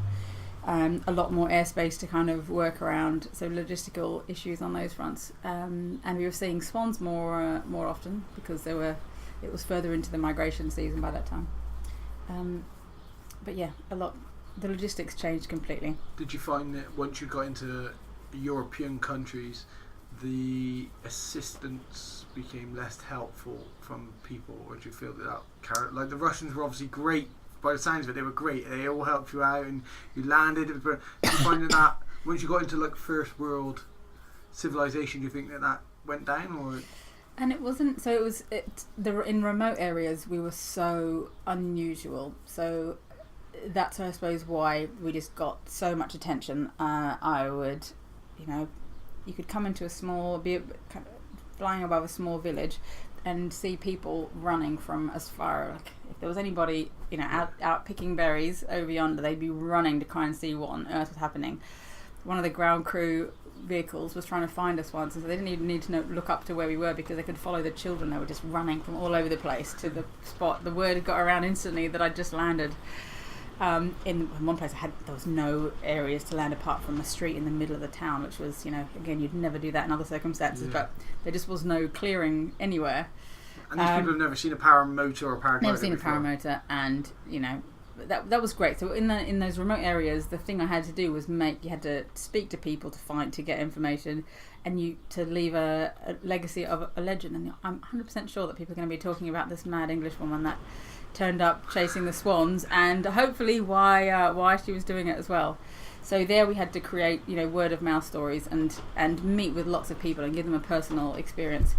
And they were really novel. So even at the end of Russia, when we were over big cities, so we did kind of fly around St. Petersburg and things. There, as soon as you're in a big city, you are less novel. Yeah. People are less likely to go, wow, and wave at you. Yeah. Kids still come and flock around, but kids still come and flock around. But you're less of a novelty. What we still got then was media. So there was more media. In Russia, we'd never got swan research. Swan research, I think, had ever touched any Russian media.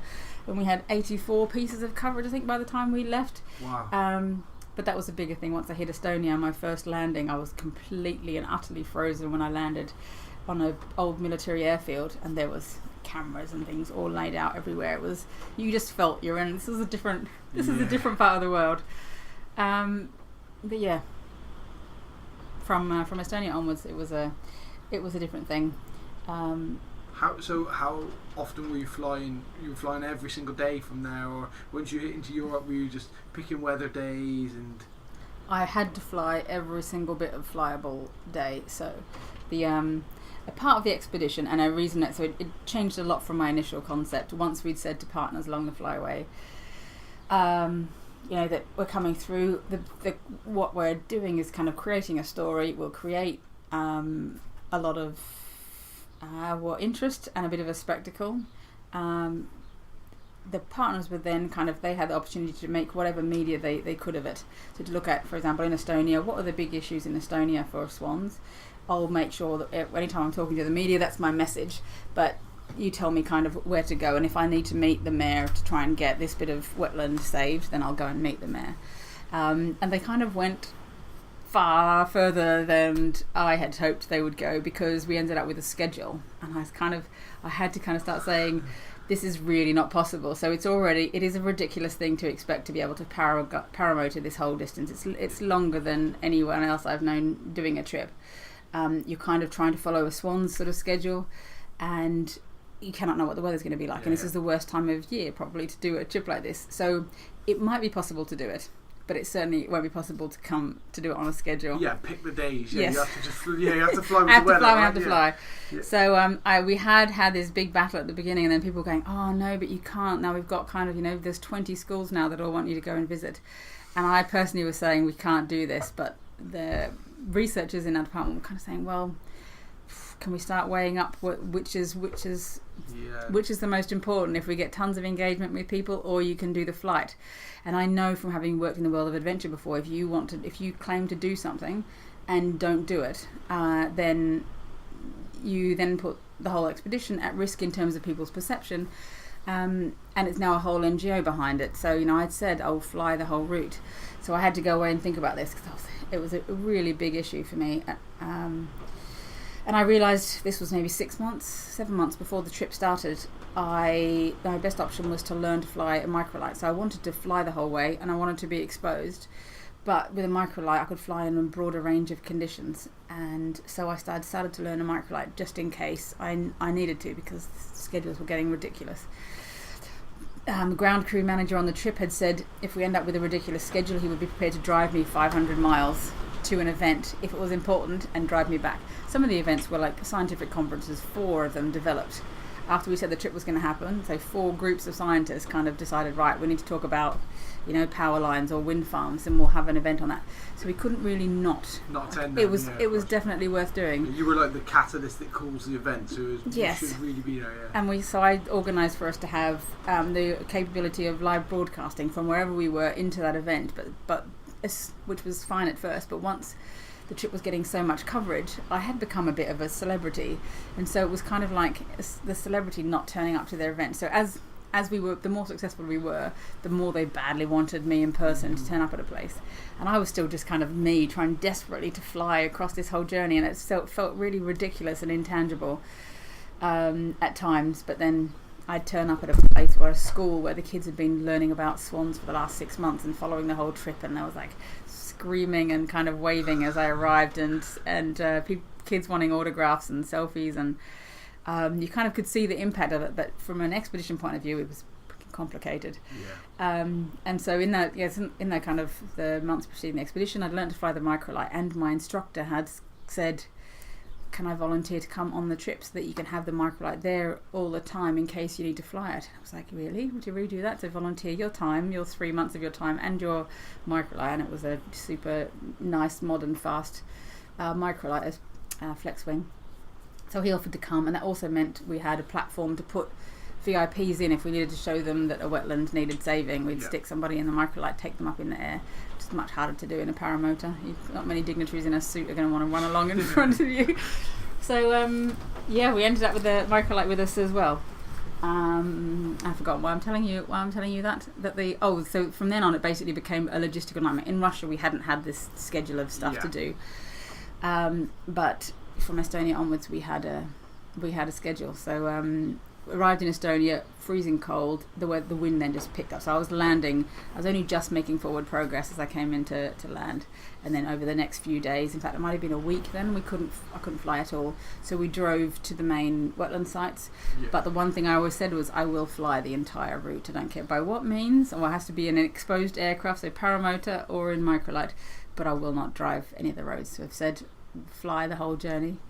That's what we did. But the weather got really bad in Estonia, which meant I got to spend a lot of time looking for swans. One of our swans actually died. One of the radio-collared swans died in Estonia, which is a shame. We're still not sure why. We tried to go back and find her body and her collar, but we couldn't.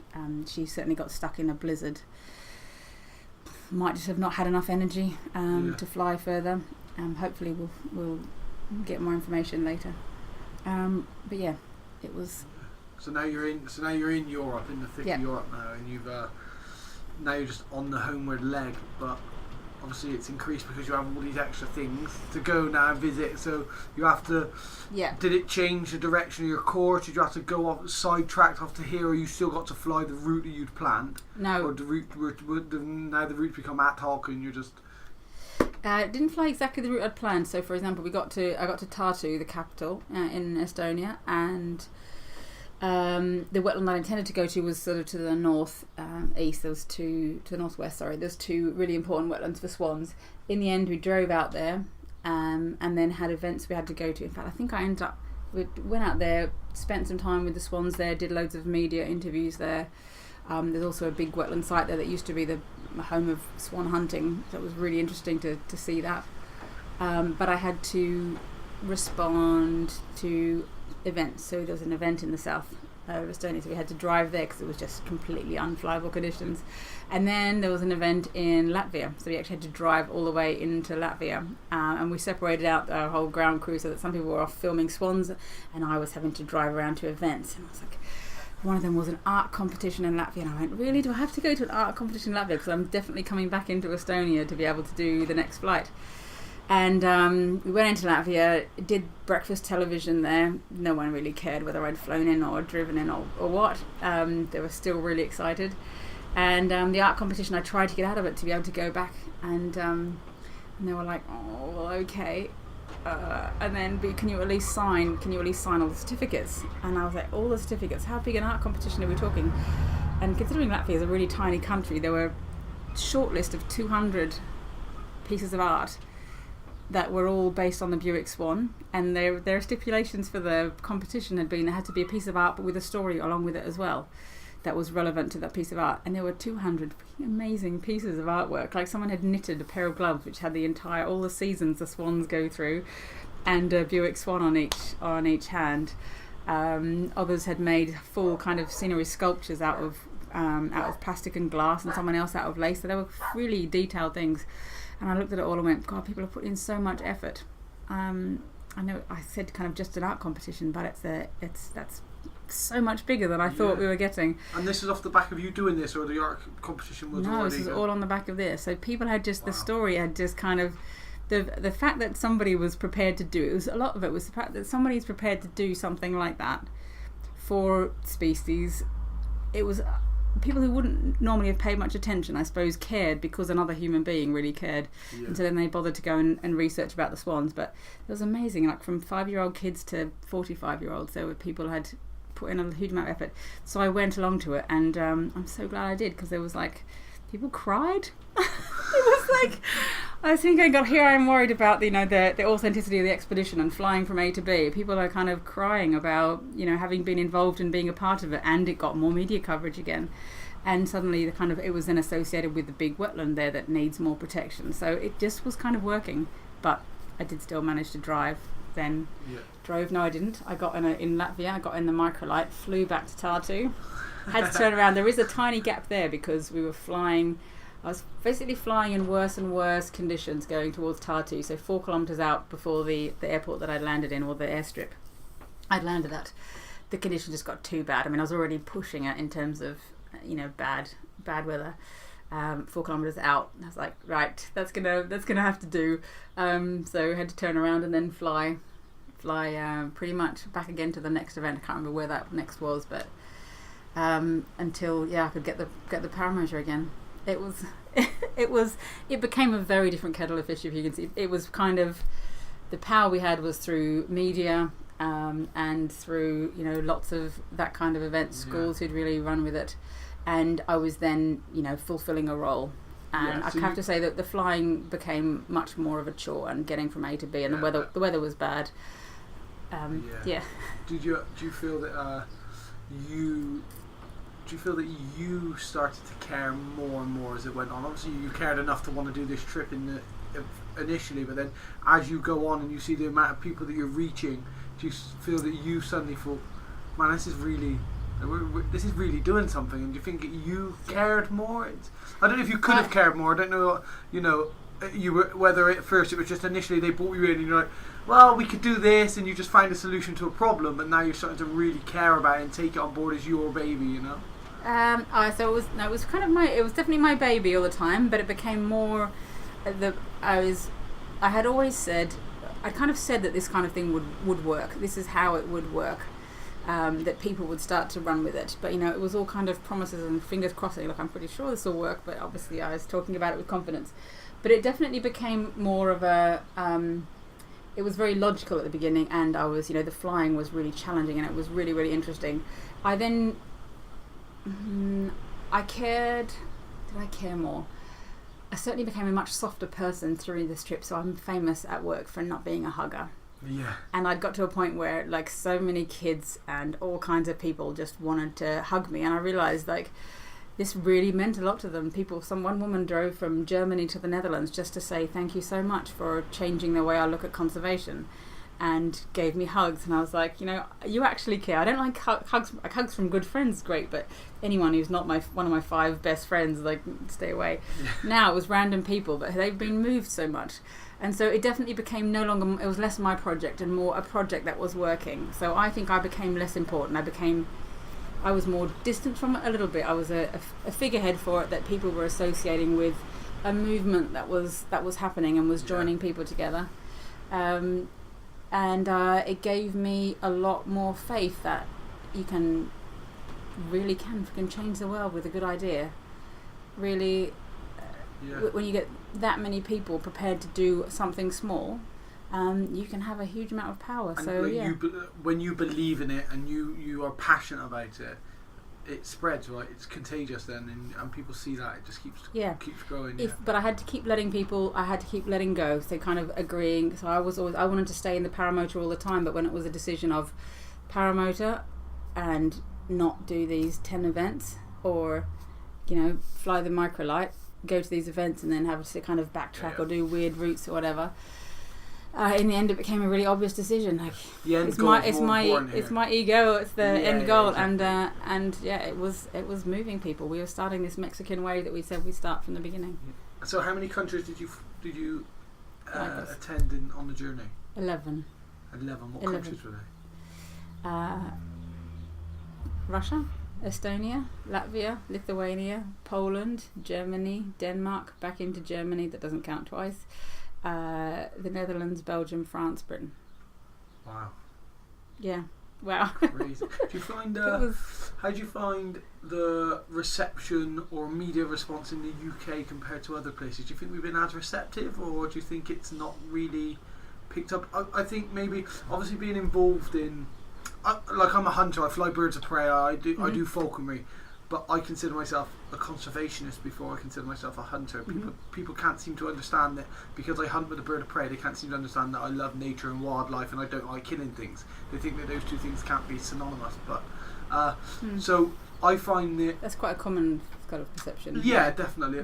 But I find that people here are, because maybe we're so first world, and they're very detached from things like this, and and even from your point of view of what you're doing, the purpose of why you're doing it, they'll read about it and they'll tell a friend about it and they think they've done enough. They think that's enough contribution. They read your story and they told somebody, so that's enough of a contribution.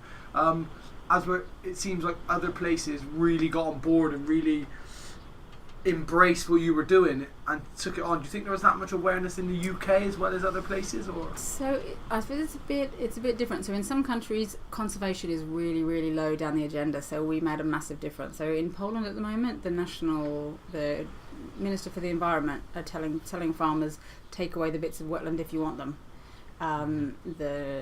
It's a very, very different kettle of fish. So the conservation has been shoved right down. Through ignorance or through political leaning. Okay. It's become so in countries like that we were making a huge difference. Suddenly conservation was getting on television. They were talking about. They asked me, you can't basically do a trip like this without saying to me, why have you done it? And then I would talk about the issues, and it caused a really huge stir. Whereas here we talk about conservation quite often. People are kind of aware of swans.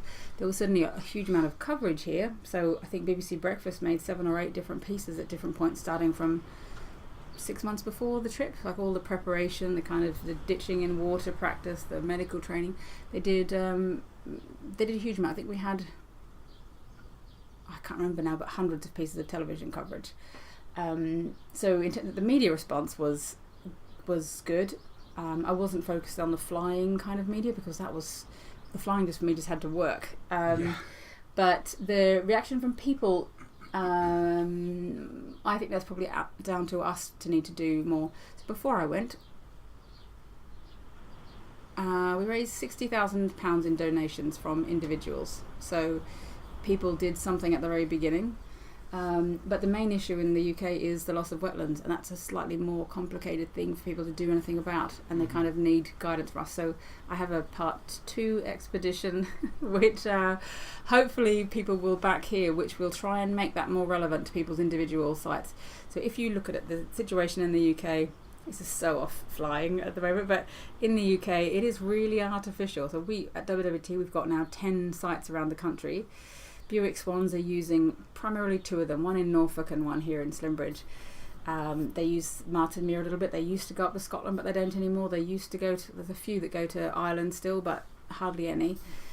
It's a really artificial situation that birds are using these reserves and they're not spread out all over the country. And that's because we've got so little wetlands left. In the UK, we've lost 90% in the last 400 years. Wow.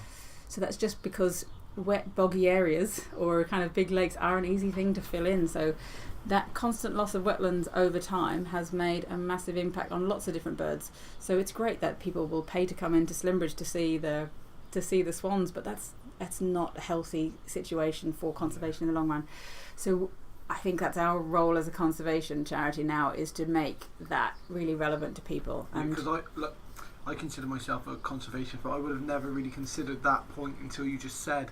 From what it sounds like, wetlands are becoming more like a zoo now than they are just a part of the country, and like you can pay to come and see Slimbridge, but that's great, but that's what a zoo is. That's not what we're trying to do. We need these wetlands everywhere. It needs to become a part of England in our countryside.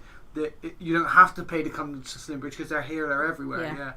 Yeah, I've never really considered it like that before. Yeah, and it's once you start saying, well, this is a nature reserve, people can go, oh well, that's where nature lives. It doesn't. I mean, if you look at the strategy of other charities at the moment as well, a lot of it is about kind of saying, we need to make homes for nature all over the place. And the loss of wetlands, I think it's really easy it was kind of gradual and over time, and yeah, we need to start turning that around again. Yeah. But you have to make it relevant to people. It's amazing. Every single town around the UK that's got a name like that starts with Tran or Cran is named after cranes. So there used to be huge populations of cranes around wetlands around the country. A lot of those towns don't have any wetland at all anymore. It's only when you look at a map of all of those and you can see where, how big this kind of loss has been. So yeah, that's our next big plan at WWT. It's great to do the kind of big expedition, but in this country, we need to start making people love living near water again. Yeah. So what about for you personally? You you have a lust for adventure, or was it just because the conservation side of things sparked it for you? Well, my lust for adventure goes back really a long way. I grew up partly on the northern beaches of Sydney, where I had all the freedom to go and snorkel and dive and spearfish and all sorts, but a lot of it in the Australian outback, and so I had to entertain myself. So I'm completely comfortable outside. And before flying, I was, as I said before, free diving and cave diving and things. But I'm really driven by using those skills to do something. So I got bored after 2 years of competing at free diving. I was like, I don't care about the points. What I care about is using it to do something interesting. So I started up a dive group in Australia where I was, checking shark nets all the time, and there's an amazing story there. So I love using adventure to go places and tell interesting stories. And I think, there's so much adventure to be had in conservation, but I'm more interested where the core of what you're doing is for conservation, and the adventurous tools happen to be part of it. I'm not really interested in an adventure where you just stick on I'm raising awareness for blah, because there's not enough to the story, I think, and there's plenty of adventure to be had in other things. And just with Flight of the Swans, I think we did something so different, so amazing. And there are 8 major flyways, so that's one of the major flyways of the world. Lots of different birds use that flyway, not just the swans. So anything we do to help the swans, recreating wetlands, will help all the other birds. And there's one other flyway in the world which is under serious threat at the moment, and I've started working a couple of months ago I started working on it in earnest.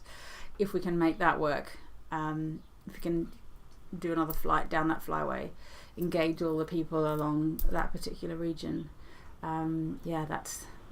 So what's the main threat there? Exactly the same situations? No. Can I tell you what it is? I think I can. Don't let anything out of the bag. Don't ruin anything. So it again covers multiple countries. It's a longer flyway, so I might have to mix the paramotoring with the flexwing microlight again. But there's a particular site, so it's wetland loss. It's really, really rapid development, and we're at a point where politically it might be a good point to shine a lot of international support on that on that issue. So a big positive pat on the back to make it happen before we lose too many birds. There's quite a few species that are all on the brink of extinction, and so conservation charities are running around desperately trying to keep populations in safe havens. We've got one at Slimbridge, and it's a huge amount of work, a huge amount of expense, whereas what we really need to do is stop them all dying. They're basically a huge stretch where there's hardly any places they can stop and feed, and they're mostly small birds that need to stop regularly.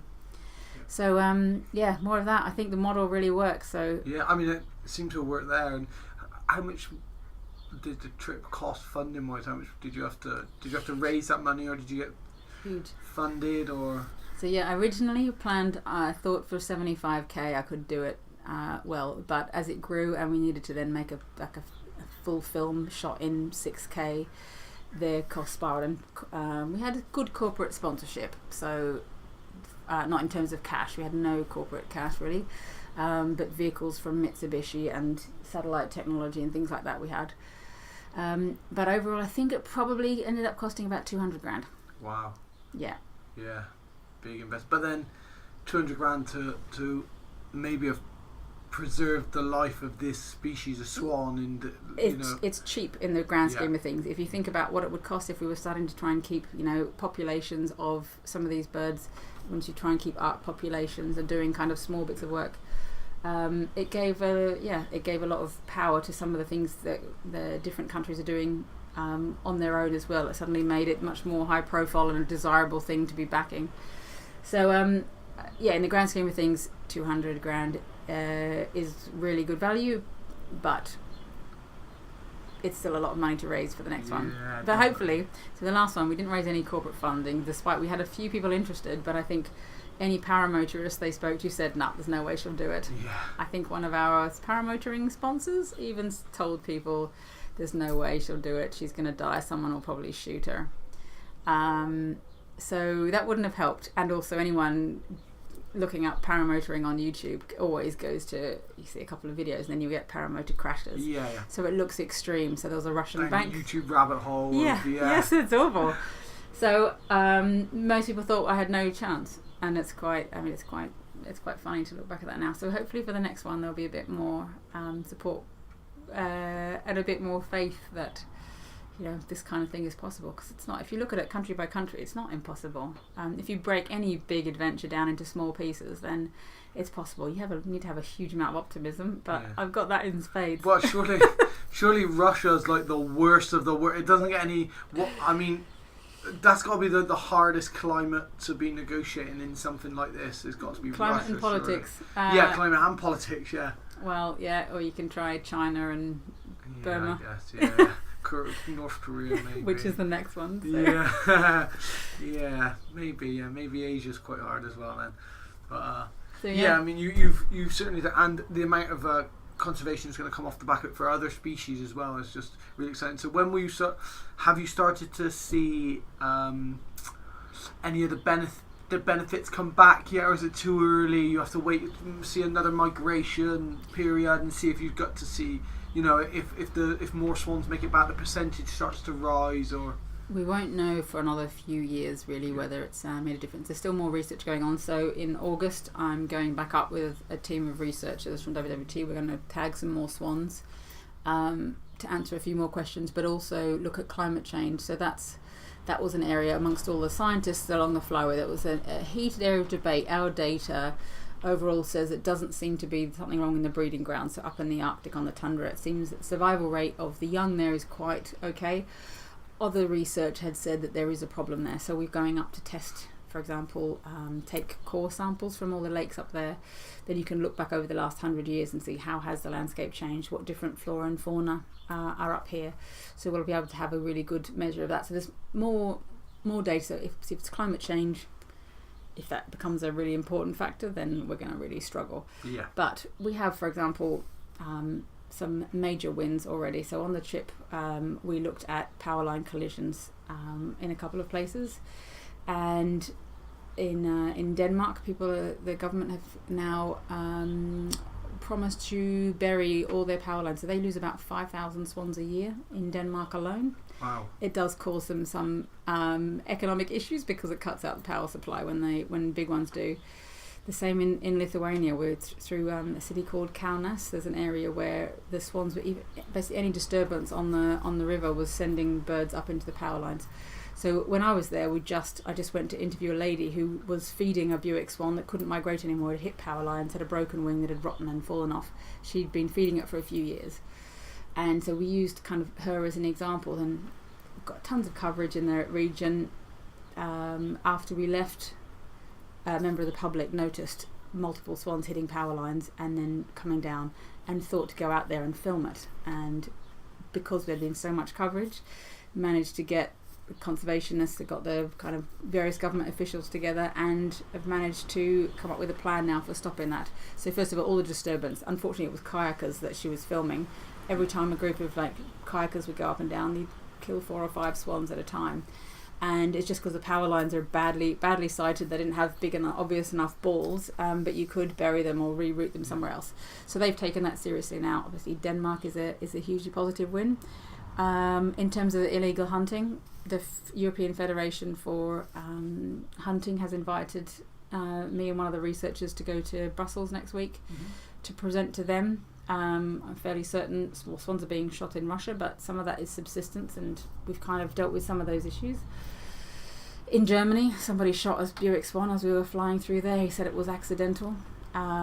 But then if it's in low light, like, don't shoot. Yeah, and, we get the same with birds of prey. With falconry, we get the same thing, and it's people accidentally killing. Well, they're saying that they lots of birds of prey are shot. Wild birds of prey are shot each year, and it gets claimed it's accidental, which comes down to, if you're shooting, don't shoot what you can't identify. Surely you don't shoot. And I know of at least 3 people who have had birds of prey shot by farmers. I had a friend of mine a couple of years back.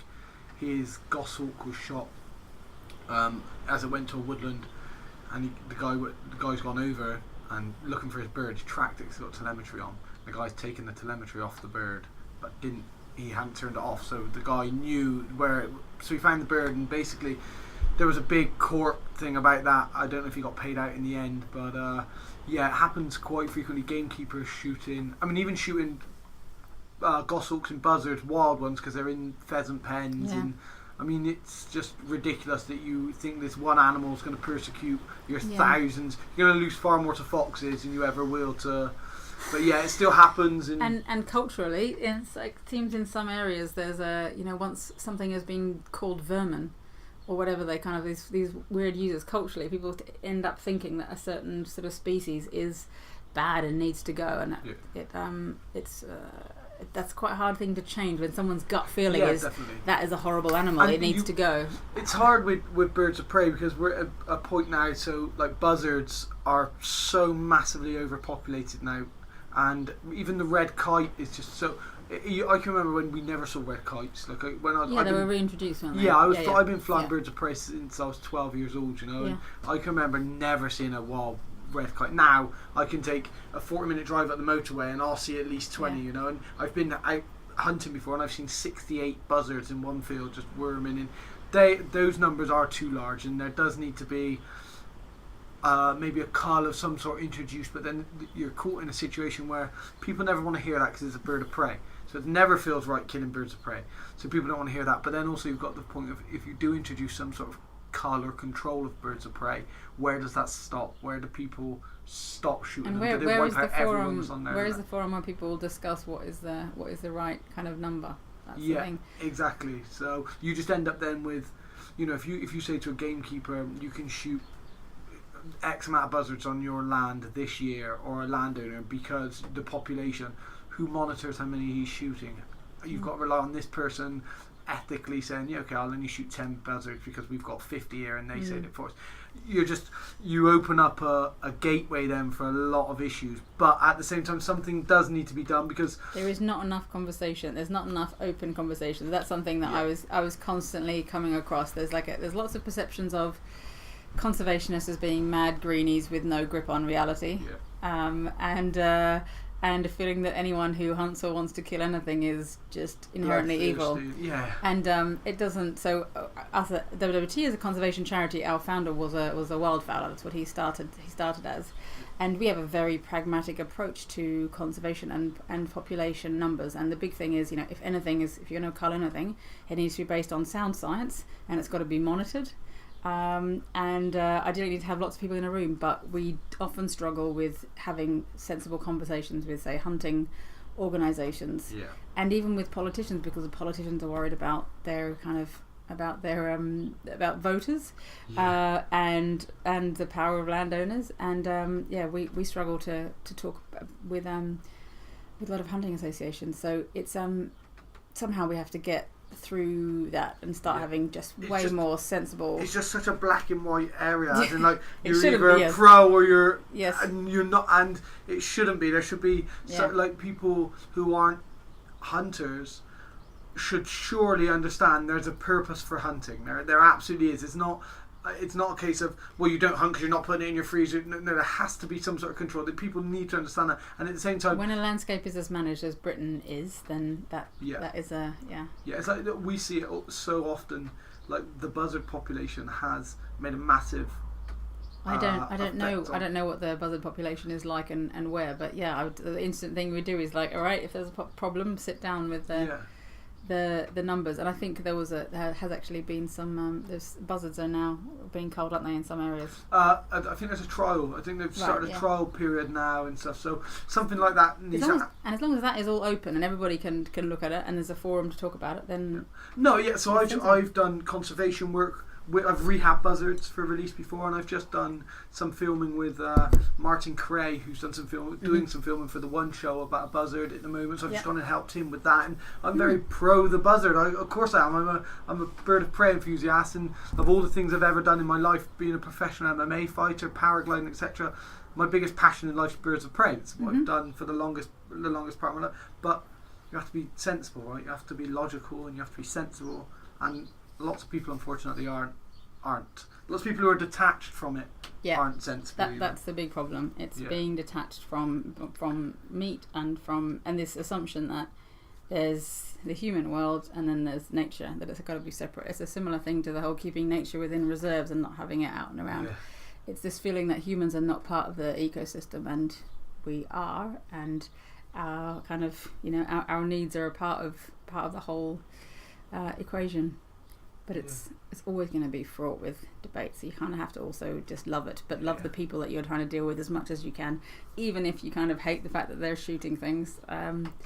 They're underneath it. This is what I found across the whole flyway. Underneath everybody, most people are really good, and most people want to be on the kind of the side, want to be on the side of the good guys wherever they can, if you give them an opportunity. So we made a point of making it obvious to hunters that we wanted to work with them. We wanted to hear what was going on. If swans were being shot in a particular area, is it because there isn't enough information, and how do we sort that out? I grew up.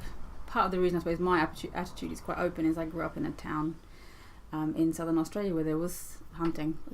We raised baby wombats and wallabies from their parents kind of being shot, but also it was a big sort of fishing town, and so. That's kind of part of life for me, and I'm happy to accept it. Like your approach, the education approach is bound to be a lot more effective than will fine you if you get caught shooting, or because people hide shit. And if you're worried that you're going to get fined for shooting an endangered species, you're going to shoot it and hide it. You're not going to. It's not necessarily going to put you off shooting it, or if you do shoot it accidentally, not then going to then go and report it or something. So I think education has to be the better way. And something like what you've done is you're reaching such a broad spectrum of people. The positives are obviously.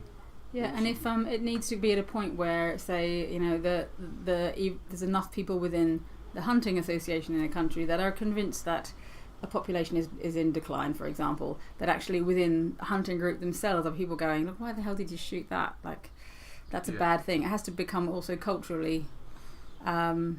A bad thing, but you have to involve people in that. You can't just point fingers and say don't shoot that without expecting to have to explain it to them. So so now you much paramotoring for fun? Much? I have been off the motor because of my dislocated knee, and I really needed to fix it, because I think my mum said she dislocated her knee at my age as well, and said that she kept dislocating it afterwards, and it got worse and worse. So I've been really really gentle with it. Have you been rehabbing, or have you seen somebody, or? I have been seeing the local NHS knee person, but he keeps telling me he thinks it will eventually get back to normal. It's slightly better than it was. I still can't squat, for example. I haven't been back for an MRI. You need to get MRI. Stay away from squats, definitely. Just because when you're in the middle of remote areas, I thought, what on earth would I have done to go to the toilet if I couldn't squat? Like, it's kind of awkward. It still feels like there's something not quite right in there. And I kind of danced gently for the first time on Friday night, and only once did I kind of wince when it started to move. So obviously it handled a bit alright, and it's handling obviously cycling big distances now to try and build it up, but that might be creating a bit of an imbalance again. Possibly. I mean, I've had knee surgery through ligament issues, and I had MRI and I had knee surgery. My meniscus cleaned and stuff, and rehabbing that, the NHS were terrible. They literally were like, don't do so many of these, and she made a bending motion, and do more of these, and she did like a extension motion. I was like, I beg your pardon? Yeah. And that was the rehab. So obviously because of my career, I obviously knew lots of physios, etc. So I went and got some good physio. But rotational movement in the joint was really big for me because it was anterior ligament issues. So I managed to go and see good physios and get that taken care of. And hopefully, you can... Well, I would say go and see somebody, and if you need somebody, let me know, and I'll find whoever's closest to you. I'll put it on my Facebook, whoever's closest to where you live, and I'll talk them into letting you have one free consultation and go and tell them, and they can say to you, do these exercises even when you're training, so that you're not doing the wrong thing. It's definitely going to be... Yeah. Because by all the will in the world, you're only thinking, I'll just do some squats because I know that's going to be good for me, and then all the time you're putting yourself back. So. Well, I think my instruction was do all the things that seem uncomfortable. Oh, okay. I'm not sure if that is... I've struggled to do that really, but hence some gentle kind of twisting movement, because when it does pop out, it's so freaking painful that the fear of doing that is quite high. But all right, I've taken that in. I definitely need to go and see someone who really cares.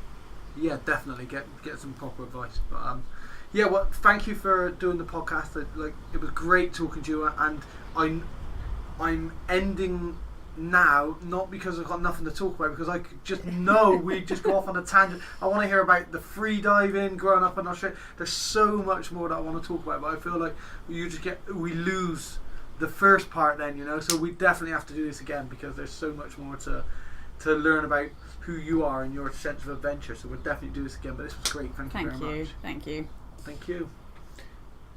Oh, actually, before we go, is there anybody who helped you'd like to say thank you for? Any sponsors, any trusts that you'd like to promote, anybody like that before we go?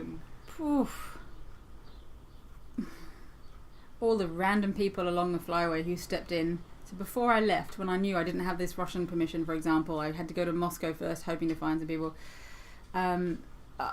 I ended up at a point where I realised we had so many friends. I felt like a stage diver, that's how I described it. I knew we didn't have some key things in place, but I also felt like I was a stage diver, and I could just I was about to launch myself off into this project, but somebody would be there to kind of catch me if it was all falling apart. And that's what happened again and again and again. When anything went wrong, people turned up out of nowhere. So that was just vaguely to anybody who had anything to do with it. People in the ground crew that were kind of hidden in lots of the media coverage. So the mechanic, the medic that was with us, the other paramotorists in each country that came and flew with me. They were absolutely brilliant. But there would be hundreds of people if I listed them all. In terms of sponsorship, Ranulph Fiennes putting his name to the project, and then agreeing to be a patron, and then putting in $7,500. That was the biggest individual donation from anybody. That was huge and opened lots of other doors. Judi Dench, who took me up on the kind of... I wrote and said, we're vaguely related, and I already had David Attenborough. He was brilliant to stick his name to it as well. But I could say to Judy, we already have Ranulph Fiennes, and we've got David Attenborough, and we've got a couple of other British adventurers, but the Russians have never heard of them. And they all watch James Bond films, and they totally adore you, and we're kind of related. Is there any chance? I know you had nothing to do with swans in the past, but would you be interested in being a patron? And she said, well, how could I possibly say no? I'm very busy, but how could I possibly say no as we're related? And she ended up being really quite important for us in Russia. Some of the media pieces were like a third about Judi Dench, and the other 2/3 were about the kind of project in swans. And in Lithuania, I got huge amounts of coverage because I was reported as Baroness Sacha Dench, member of the royal family. And I was like, how on earth have you got that story? And they were like, well, you're related to Judi Dench, and she's a dame, so she must be royalty. So we figured that you must be royalty as well. So, she couldn't give any of her time, but, still was really powerful. And I think that's just a kind of a message to anyone who's listening, who's got kind of a mad idea of something they want to do, that a big part of it was, big part of my approach was, if you have a good idea, your cause is really good, like you're never really going to fail. You're going to, even in preparing the project, if it doesn't happen, you will have talked to a lot of people, you will have potentially sparked somebody else's idea. Just kind of, go for it and ask for help wherever you can, and people will appear out of nowhere. As long as your project is coming from the right place and is a really good idea, and accept all the criticism. So I took every single bit of criticism as a bit of information. So I had to basically, all the paramotorists, for example, who told me there was no way I could do it, I took every one of those criticisms. I was like, right, what are they actually saying, and do I believe it, and how can I get around it? Do I agree? If it hurts, it's generally because they're probably a little bit right. Yeah. And so I took every single piece of that as, their contribution to the project, as opposed to it being a real kind of slap down or anything.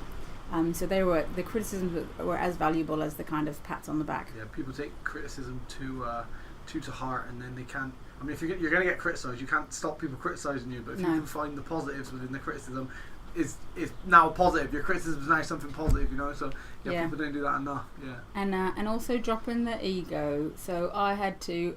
There were so many things that could have gone wrong that would have made me look really stupid. If I hadn't managed to do this trip, there was a really high chance something would go wrong. My dislocated knee, if I hadn't been able to fly the trike, that would have been the end of it. Lots of things could have made me look stupid. I just had to get to a point where I was like, it's not about me. It's going to be about the swans, and I'm just kind of a figurehead doing it. And if people, if I do look like a failure or I stuff up in some way, I'll try my best not to, but that's not really the point. It's like it's low down in the list of priorities. The main thing is doing something about the swans, and so I had backups of if I did fail, who could step in and take it on. How could we fulfill the trip still, even if I'm not even a part of it? Which is a really hard thing in the beginning to think. My baby, so much of my time and effort, but we had to have that as a backup because it wasn't about me. So that wasn't about me. Is kind of, it hurts a bit, but it's also really powerful. Yeah, cool. So how can people stay in touch? Is there like a website? Do you have an Instagram, a Twitter, anything you want to put out there for people to stay in touch?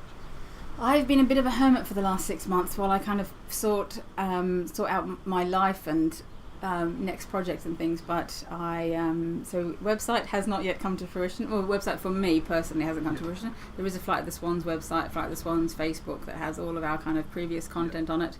And Sacha at sachadench.com is my email address if anybody wants to contact me and ask anything. I feel like I owe the world any advice that I can give, because so many people gave it to me, and I'm really happy to talk about things. I am also on Twitter as Sacha Dench. I'm really easy to find, but get in touch, help out and contribute as much as you can, and help you with your next one. Perfect. Well, again, thank you very much, and hopefully we'll do this again soon. Thanks.